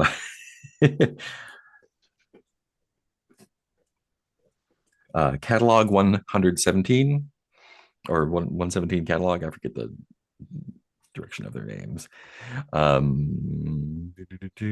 Porcelain Citadel, the Last Serai. There it is. Yeah, 117 catalog. They are yellow. Their suit is yellow, and they have a standard, lot of standard trade goods. They look dusty. They've been traveling for a while. Um, and yeah, can I get a so do you want to spend some time doing the haggling, or do you want to just see what he offers you? I'll do a little time. I'll spend some time haggling. Okay, cool. Aderon would like to participate too, if that's okay, Phaedred. Yeah, fantastic. Absolutely. Absolutely. Cool. Give me a haggle roll, D20. Okay, so yeah, that's for me. I guess it's going to be at a +4, 1 for charisma and 3 for advertising. Yeah. So let's roll it. I got a 16 on the die, plus the 4 is a 20. Woo, that will do. Great. Where is that? Oh, there it is. Wow. How much did you buy those for? Base price was 100, so I bought them for 100 each. Great. Yeah. Roll that again. Cherikov cherries and some kind of Velvet fruit. velvet fruit. Cool. Um, Do the Cherikov cherries like glow blue with Cherikov do. radiation? they sure do. As does the brandy they make from it. So yeah, 117 catalog. I think he or they it when you show them the fruits, kind of like, are they, if there's like a covering or something on the caravan, kind of like puts it back over and says, um, you how much? Oh, he asks how much? And it has Um, like a vocoded, Daft Punk voice through the how much. um, Can I make a negotiation roll before you do that? Oh, sure. Okay, so sure. Aderon, so Aderon has reshaped to have like 4 arms to show different fruits at the same time, and Aderon says,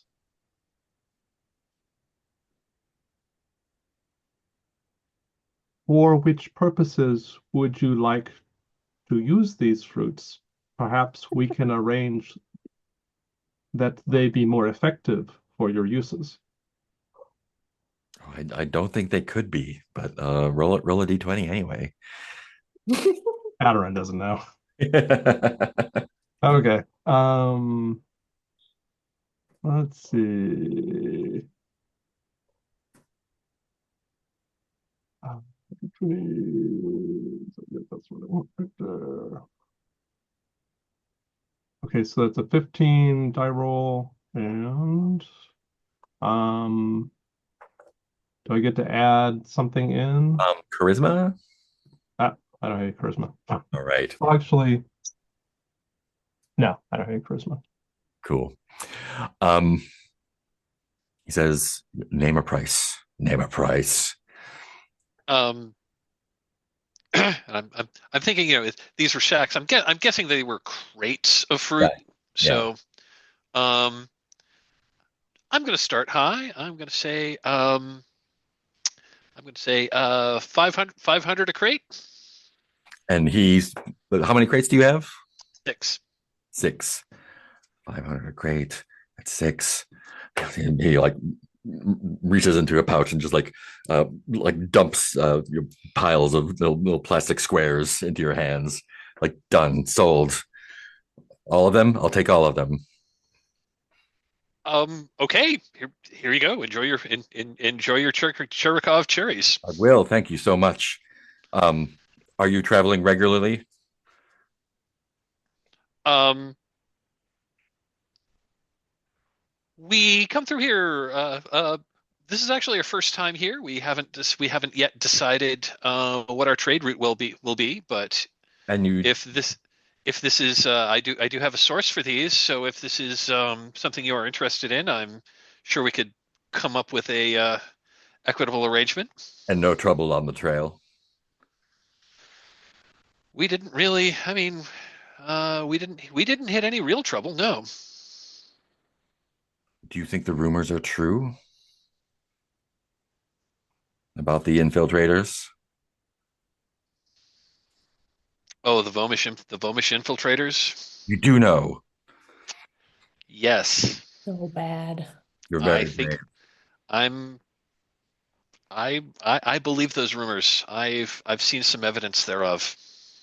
I have several companions who are loath to leave the porcelain citadel and return here.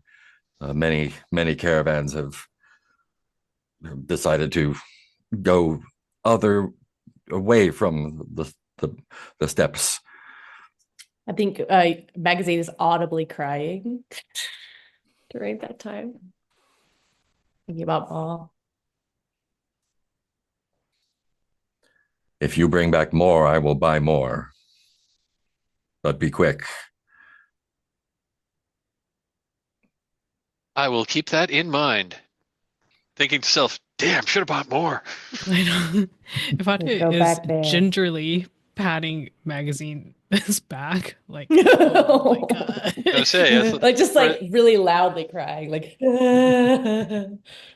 I'd we like should never go back. the helmet. What's wrong with that one? She's experiencing a they've had religious some. experience. They what? Yes, they've. They are experiencing a religious experience. Oh.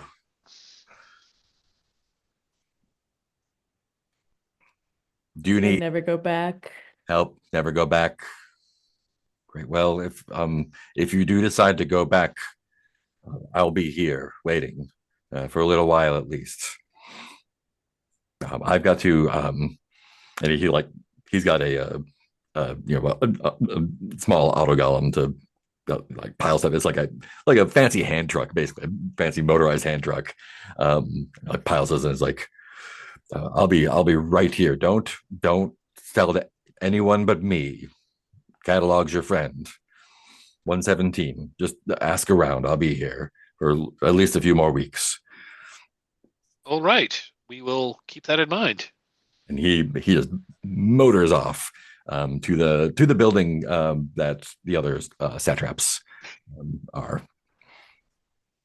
I had no idea that these were going to be so well received. We just, I mean, we just cleared a 2,400 cash profit. Is that good? That is excellent. What is So profit? so question to the GM. Mhm. Is there so we still owe some money to our original financier for this That's whole correct. thing. Yeah. So we owed 1,500 to Ennui Ennui. back in the Violet City. Is there like a representative here that could take payment? You could hire a courier. Yeah. Not too much, like an extra 100. Okay. Well, in that case, so how much do we have to pay back to make it? I mean, do we have to pay back the 1,500, or is that the amount with interest or without It's the amount interest? with interest, yeah. So Amount 1,600 with interest. gets you Okay. clear. Yep. Okay. So if we pay 1,600, that's going to clear our debt. Yep. Okay, I want to do that. Before the year's out, even. Nice.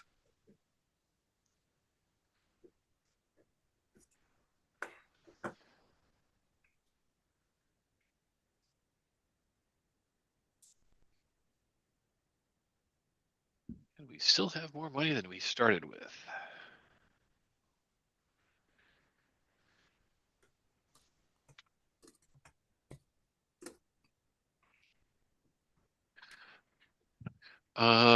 Let's see.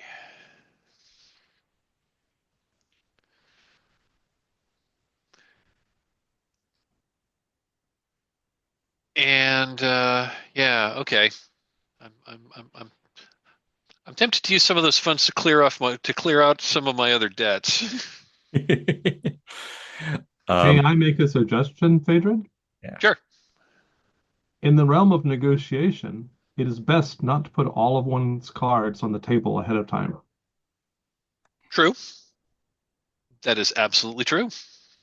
If I understand correctly, in trade, then, therefore, your available goods should be retained until you can get maximum this word profit. Yes? True. However, sometimes you know a good deal when you see it. I made 5 times. I made 5 times. We just made 5 times our investment here. You're not going to get much better than that. Yeah, so if you're gonna hire that courier, I think the place to do it is in it's the last trading house there. It's there's the Rainbow Land outpost. Like this is as far as most Rainbow Landers go. It's like an hour's walk, or hours travel from the main place. Okay. There's there's even some cat lords out here. Hmm. Um, and I think the place you hook up with a courier is called the Giving Cow. It's a milk bar. It's like all kind of like yellow wood and neon lighting. And I think when you all walk in, it's kind of a it's another one of these sort of like round-ish mudstone coral buildings, and it's got a large round bar in the middle of it with a utter beast suspended from the ceiling in the middle of it with a lot of tubes coming off of it. There's a it's like a it's in like a glass brass like with brass fittings aquarium almost in the middle. um and yeah, you can hook up a courier there, no problem, and they're happy to take it on their next trip up. Sounds good. I will do that. Yeah, I'm not going Uh, north, but I'll go back east, no problem. I would love to chat with this beast that's suspended. Ooh. um Yeah, I think the guy behind the bar, Zuna, calls himself, says, "Yeah, I'm the yep. This is my guy. Um, can I get you a drink?" Yes, and I am very curious. How did you come to this arrangement Oh, with your guy? Does your guy have a name?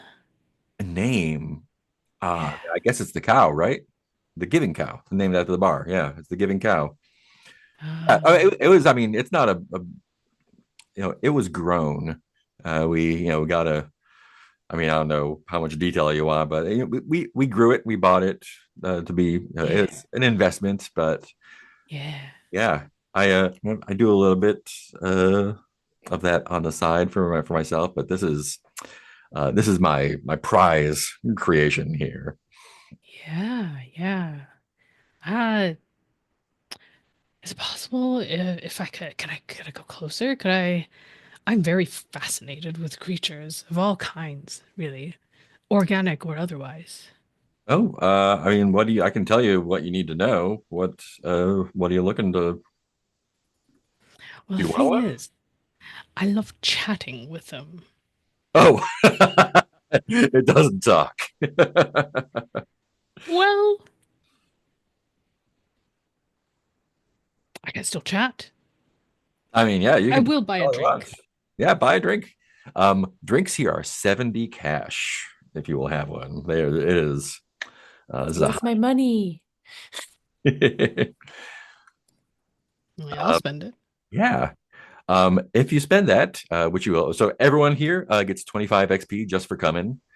You get 40 more XP for buying a drink, and Ooh. you are going to get a new trait. Okay, so that's 115 XP. Is that right? That's 40 plus 25, 65. Okay. Oh, Uh, and by the way, I think with those great profit we just had, I think I think I'm going to I think I'm going to dole out I think I'm going to give everyone take 200 everyone each take 200 everyone each take 250 cash. Nice. That's exciting. Yeah, anyone who wants to buy a drink for 70 can get another 40 Okay. XP. And you will take the trait improved intestinal microflora.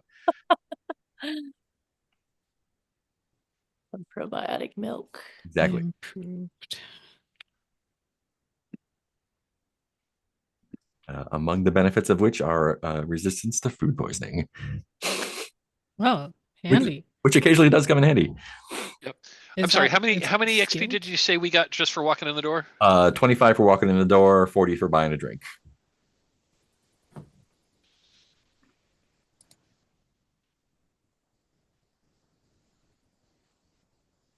I'll spend I will buy that drink. Yeah. I think magazine is looking to like um hire themselves out for any mechanic jobs that needs to be done around here. Yeah, I'm sure you can find. Yeah. Yeah. Got any like yeah, because I think magazine can like hear like pieces that are like out of line Oh yeah, and yeah. is pretty good at like fixing. Like, that's the code addled goblet golem in them. Oh yeah, Like yeah. they can just like hear pieces that are out of sync or out of line and really easily fix things for people. So I'll hire myself out as mechanic. Are you looking to fix something in the bar or like for a patron? Either way, I think magazine's going from table to table will be like, you got any stuff you need fixing? Nice. And Uh, I thought I heard some whiz gets over here crying out to me. Got to take better care of your stuff. cool. Give me a charisma check. Oh, great. I have two. Okay. So can you tell me how to do that? Just do a d20 and then add your charisma. And I'm looking for what am I looking for? My charisma's two. Yeah, looking for a 13. All right. That's not what I made. I got an 11. Hmm. Um, interesting. That makes a lot of narrative sense though. Yeah. How do skills work? So skills add a +3. So skilled skills give a +3 to a roll if it's appropriate. So like if you need to do something like something fancy on the road, your traveler will add to it. Um, your improved intestinal microflora will give you a bonus to save against food poisoning. Okay. Flesh is clay probably give a bonus to when you were talking to the frog dude that worked out there. Yeah, so So if pirate magazine is a I if magazine is a golem mechanic, can that add? I think that would add to the actual repairing, but getting Yeah, I don't know about the Ah. the marketing part may not be magazine's strong suit. Um, Aderon will notice this and walk up behind Magazine and say, May I help you with your negotiations?" Oh, please, please. This is the part I'm always the worst at. Once I could get to it, I'm great, but thank you, thank you, thank you kindly. So I have a question. I don't have any charisma, but I'm good at intelligence, whatever it is. You know Is what? it possible that I can substitute that for negotiations? Because Aderon's not really per se charismatic. Are you doing your body morphe Yeah. Aderon will body morph to be more appealing to the purchasers or whoever. yeah, I think I'm just going to go ahead and add your +3 to magazine's roll. Okay. So that will Thank you. do it. Yeah. Let me get your rainbow lander. Sulmar Celestini. Sulmar Celestini is a trader from the Violet City. A trader, not a trader.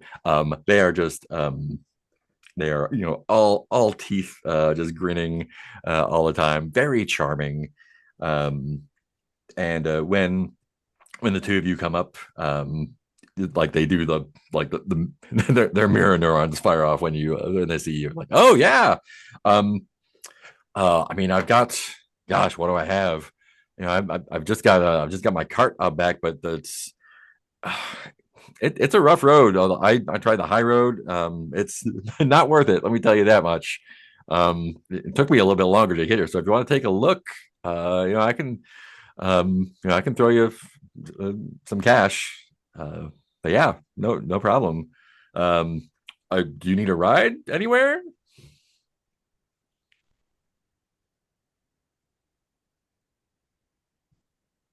I don't think so. Oh, all right. Yeah, it's just out here. What was your name again? And your friend? A magazine. Magazine? My friend is, Your charming friend there. yeah. You look familiar. Have I seen you around before? Are they talking to me? To Aderon. Deborah. Yeah. I have been many places in the world. You ever get up to the Violet City? Where? You ever get up to the Violet City? Yes.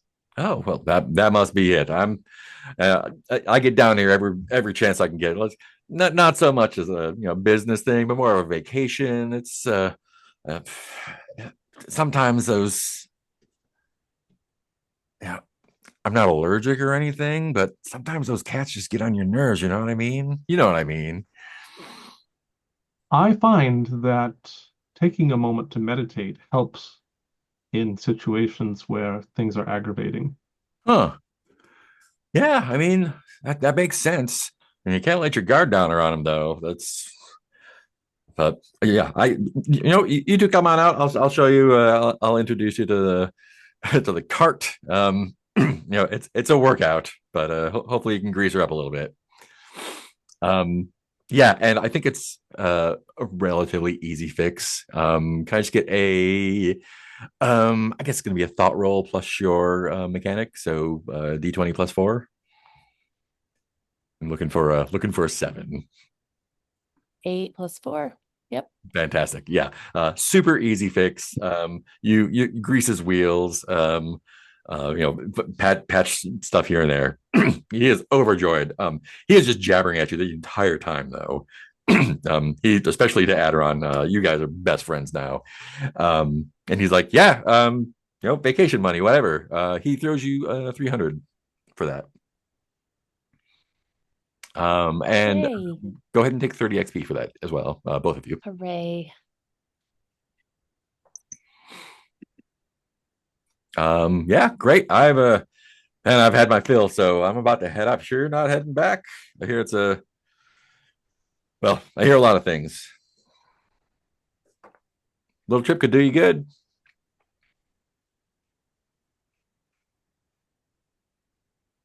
Well, I gotta finish the trip I'm on first. All right. Then maybe I could come back and do another trip. Well, I don't know when I'm gonna be back. It's gonna be rough getting back as it is. So maybe I'll see you next spring. May you You have better an take better excellent care of that vacation. gizmit. I sure will. I sure will. Pleased to meet you. Great. I don't want to drop a Potty's cow talk. I think after buying a drink, what was his name? Zuna. It's a shop talk with you a little bit. He tells you he's kind of a biomancer himself a little bit. He does a little bit of genetic engineering here and there. This is just to pay the bills, but people love this place. And yeah, I mean, I got a big massive egg mass. Did a little doodly do here and there, and it takes some experimentation. Something like this doesn't just pop out, but yeah, feel free to. I mean, do you want to touch it? Yeah, but I'll ask permission first. Yeah. Oh no. Yeah. No problem. Yeah, you can definitely do it. He pulls out a brass key and unlocks the glass. There's 2 glass doors. He's like, like yeah, you can feel it like it's pulsing a little bit, it's warm. You can like if you press on it, you feel it slosh a little bit. Yeah, I would love to talk to this beast. Yeah, knock yourself out. Yeah, so I'll lean close, and turn around, just like nod politely as Una again, like, okay, let me Yeah, have some you, private you time go in this serve, conversation. serve others. Uh, yeah, and then I think I will just straight up ask, um, okay, because I am a pirate mule lawyer, and my lawyer senses are tingling, and so I would like to ask this cow beast, um, just through speech, I suppose. Um, do you know what rights you have? um, let me get an aura roll. Okay.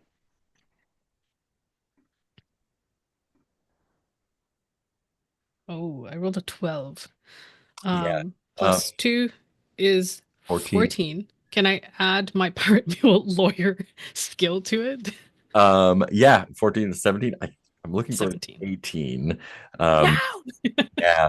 I, I, I would hero roll this. You want to add a hero die to it? Yeah. Yes, Okay. if Yeah. that's okay with Yeah. Yeah. yeah. Yeah, go for it. How does that work? A one will do it. So you add a d6 to it. You only Oh, needed to bump it up one. So yeah. Um, okay. so I think there's no direct communication. I think with your hand on it, like even just like leaning your forehead on it, Mhm. it's more of a feeling you get. Mhm. And it is a feeling of contentment. Good. Good. And I want to leave like a card, but I want to leave a version of a card. Um, I will say that I am with what is this caravan called now? Uh, Triumph Triumph Adventure. Ventures. I'm with Triumph Ventures. We are a caravan that is traveling through. If at any point you feel like your rights have been breached, you can always reach me through Triumph Ventures. My name is Epate Stilo, but I am glad to hear this. It heartens me. And also, the drink was very good. You are doing a great job. Warm. Yeah. And then I will uh turn and then say, you have done an amazing job. I know. I think that's a great place to break. We got 5 minutes left. Awesome. Let's go around and do a round of stars and wishes. Um, for or if you are not returning, I mean you can add a wish. Sure, no problem. Always open. Let's go ahead and we'll just go left to right. So who do we have here? We have Mike first. Yeah, stars all around. I just everyone I just love the fact that this is brand new game for you, really freaking weird setting, and y'all just kind of jumped in with both feet. um Start a teal for the trading your arm for a really incredibly powerful gun. Yeah, that whole scene was really cool. I also just like the fact that you're the way that you're just playing an innocent who just doesn't really know what's going on, but you're also very charming about it. I just think that's just a really cool vibe. And if you're continuing, if you will be continuing in this game, I'm really interested in seeing how that develops. Um, Agatha, it's been a long time since we've played together, and it's always a joy. It's always a joy, and giant star to you for the conversation with the cow creature. That just rocked. Loved it. Just like super, super cool. Nick, cool playing with you for the first time.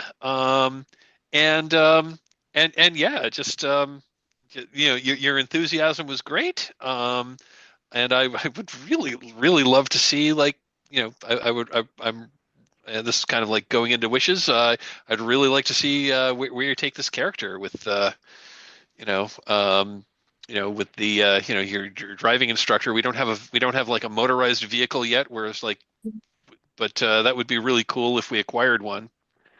To have you around to do that. Anyway, but yeah, and Mark, as usual, thanks for bringing on the weird. Um, yeah, as for wishes, just like more of the same. I just love this game. I'm having a ball with it. Awesome. Thank you. Let's do Nick. Yeah, thank you, Mike, for naming the amazing scenes. I wanted to plus what Mike was saying about all the awesome character moments that happened. Um, I just, yeah, thank you all for playing your characters, playing them hard. What a weird, wonderful world. I like love exploring this world and like letting my mind bend in new ways of like letting that like surrealism seep in and be like, this could be possible. That's really interesting that this game does that. Yeah, just really enjoyed playing a new thing and playing in a new world. And great to, I'm newer to Open Hearth, so it's so nice to get to play with some of y'all for the first time. Awesome. Thank you. Agatha. Yeah, I have stars. First of all, star to you, Mark, for the way that you're GMing, the way that you're big catting. Top cat. Top cat, sorry. Um, I I think OSR, the way that you ground every scene with NPCs, I think that is really helpful for me in interacting with an OSR game and system is I found in the OSR games that I've played, a lot of times they end up being just environment exploration, and then I tend to like zone out. But the way that you do it, where it's there's always NPCs to interact with, and there's always a story with each NPC. I feel like it's so good. I feel immediately immersed in a way. And invested in a way that I really enjoy. So big star to you for that. I love how this place is so weird, but then all of the individuals are so strange and alien, but the way that they are is still very relatable. So it's super cool. Um, Great introduction to ultraviolet grasslands. Mike, sorry to you for doing all of the bookkeeping for all of us newbies who are just like, what's going on? I'm very thankful for you because I have to admit I did not super understand all of the things that were going on with the bookkeeping, and so I appreciate you doing that. But it is also cool to kind of interact with a bit of it, and because you were the one doing it, I didn't feel stressed about it, and then I could just be like, "Oh, I wonder what's happening on that tab." So that was really nice. I really appreciate you doing that, and I also love this like wheeling and dealing character, Phaedred. I like Phaedred a lot, and it was just nice. It's nice to play with you again. Um, yeah, and then I agree with the stars for Adoran. It's so funny to me that you're like, I will trade my arm for this gun. Do you want this gun? I was like, uh, oh, okay, sure. But yeah, I liked all of those strong character choices that you made, Teal. I think that was very cool. Immediately have a strong idea of what kind of a character Adoran is and how they might react. So that was cool. And then Stardew Nick for the crying while the trading is happening, just loud sobbing in the background. That was such a such a strong choice. It was so good.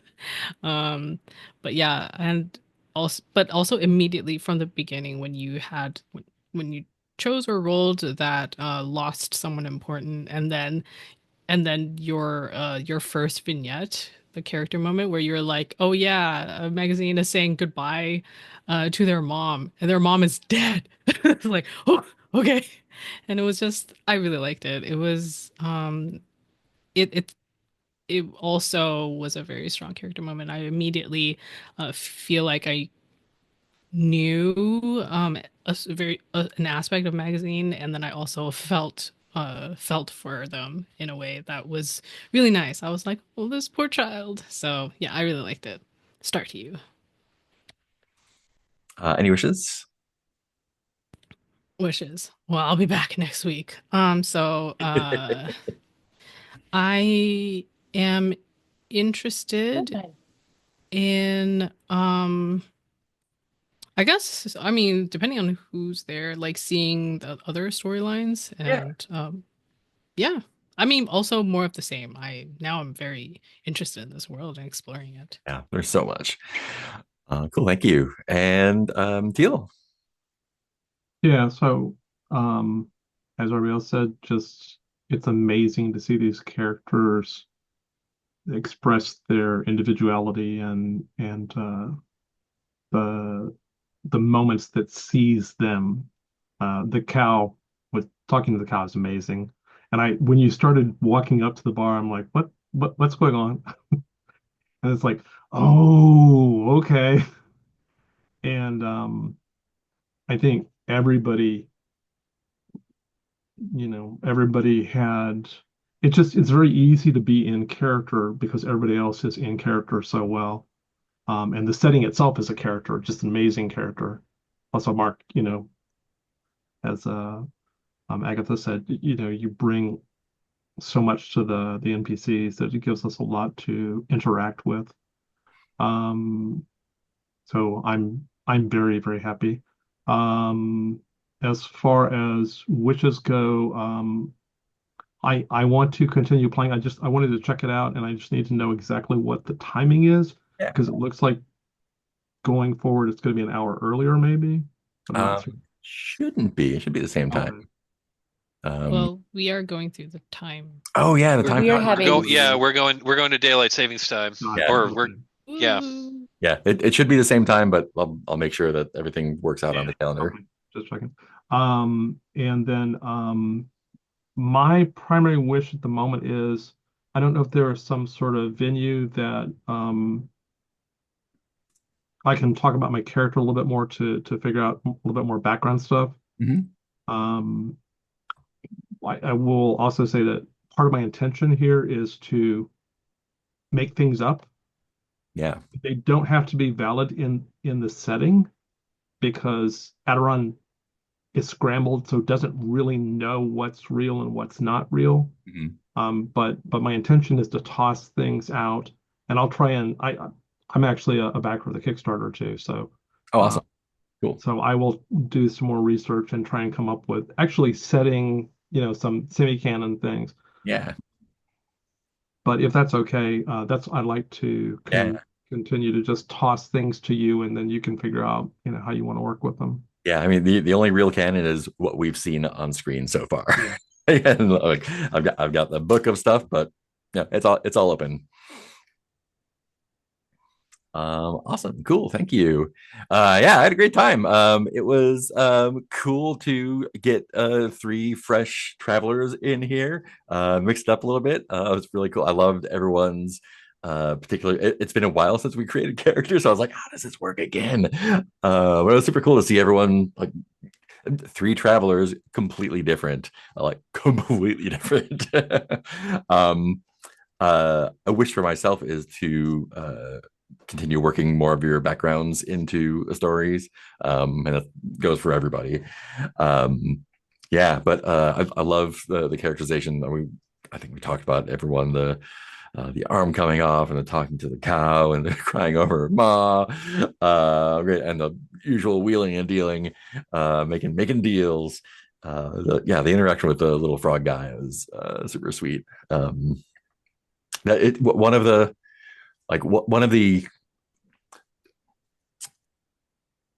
frictions I think I feel with OSR type stuff is that there's often things like, oh, here's a weird little guy walking down the road. OSR does not reward taking risks a lot. So a rational person would be like, leave that dude on the side of the road and we're going to keep going. But I like that's why we're playing the game, is to like talk to weird little dudes. So that's a friction that comes up in OSR stuff, like the wanting not to die immediately, but also wanting to see all the cool stuff in the world. And I think this really like is like fully on that line, and you get to do a little bit of both. Even though we didn't really interact with anything dangerous necessarily, it still feels like there's pressure in the world. There's some, there's some places nearby you could go that are very, very, very bad. Like you're carrying around something that is very, very, very bad. So it's nice that there's like this sense of cool exploration, but also a little bit of tension here and there. So that's cool. Yeah, just loved all the energy and all the ideas and everything everyone brought. Had a great time. Yeah, that was my only wish. I think, to keep plugging it, like teasing out character stuff, because the system does not have support for that. So that's what we bring. Yeah, I mean, I think one of the cool things about UVG and some of the other more colorful settings is they move you from the sort of binary thinking that some of the OSR gets into, where it's us against them. And, there's so much variety and colors and textures, and to just have a binary. I mean, you could have a character who has a binary relationship with it all, and that's fine. But to have the whole game have that binary relationship would be very boring. Yeah, for sure. And it's much more interesting to have characters who have agendas that aren't primarily, focused on dismembering whatever they see. Yeah, they're just weird sometimes. Yeah. One thing I love about this setting is, yeah, it's an OSR NSR setting, but it's really cool to like bring in story game techniques, and I think the setting really encourages that. Cool, awesome. Anything else before we stop the recording? Cool. Thanks for playing. If anyone's watching, thanks for watching. We'll see you next time.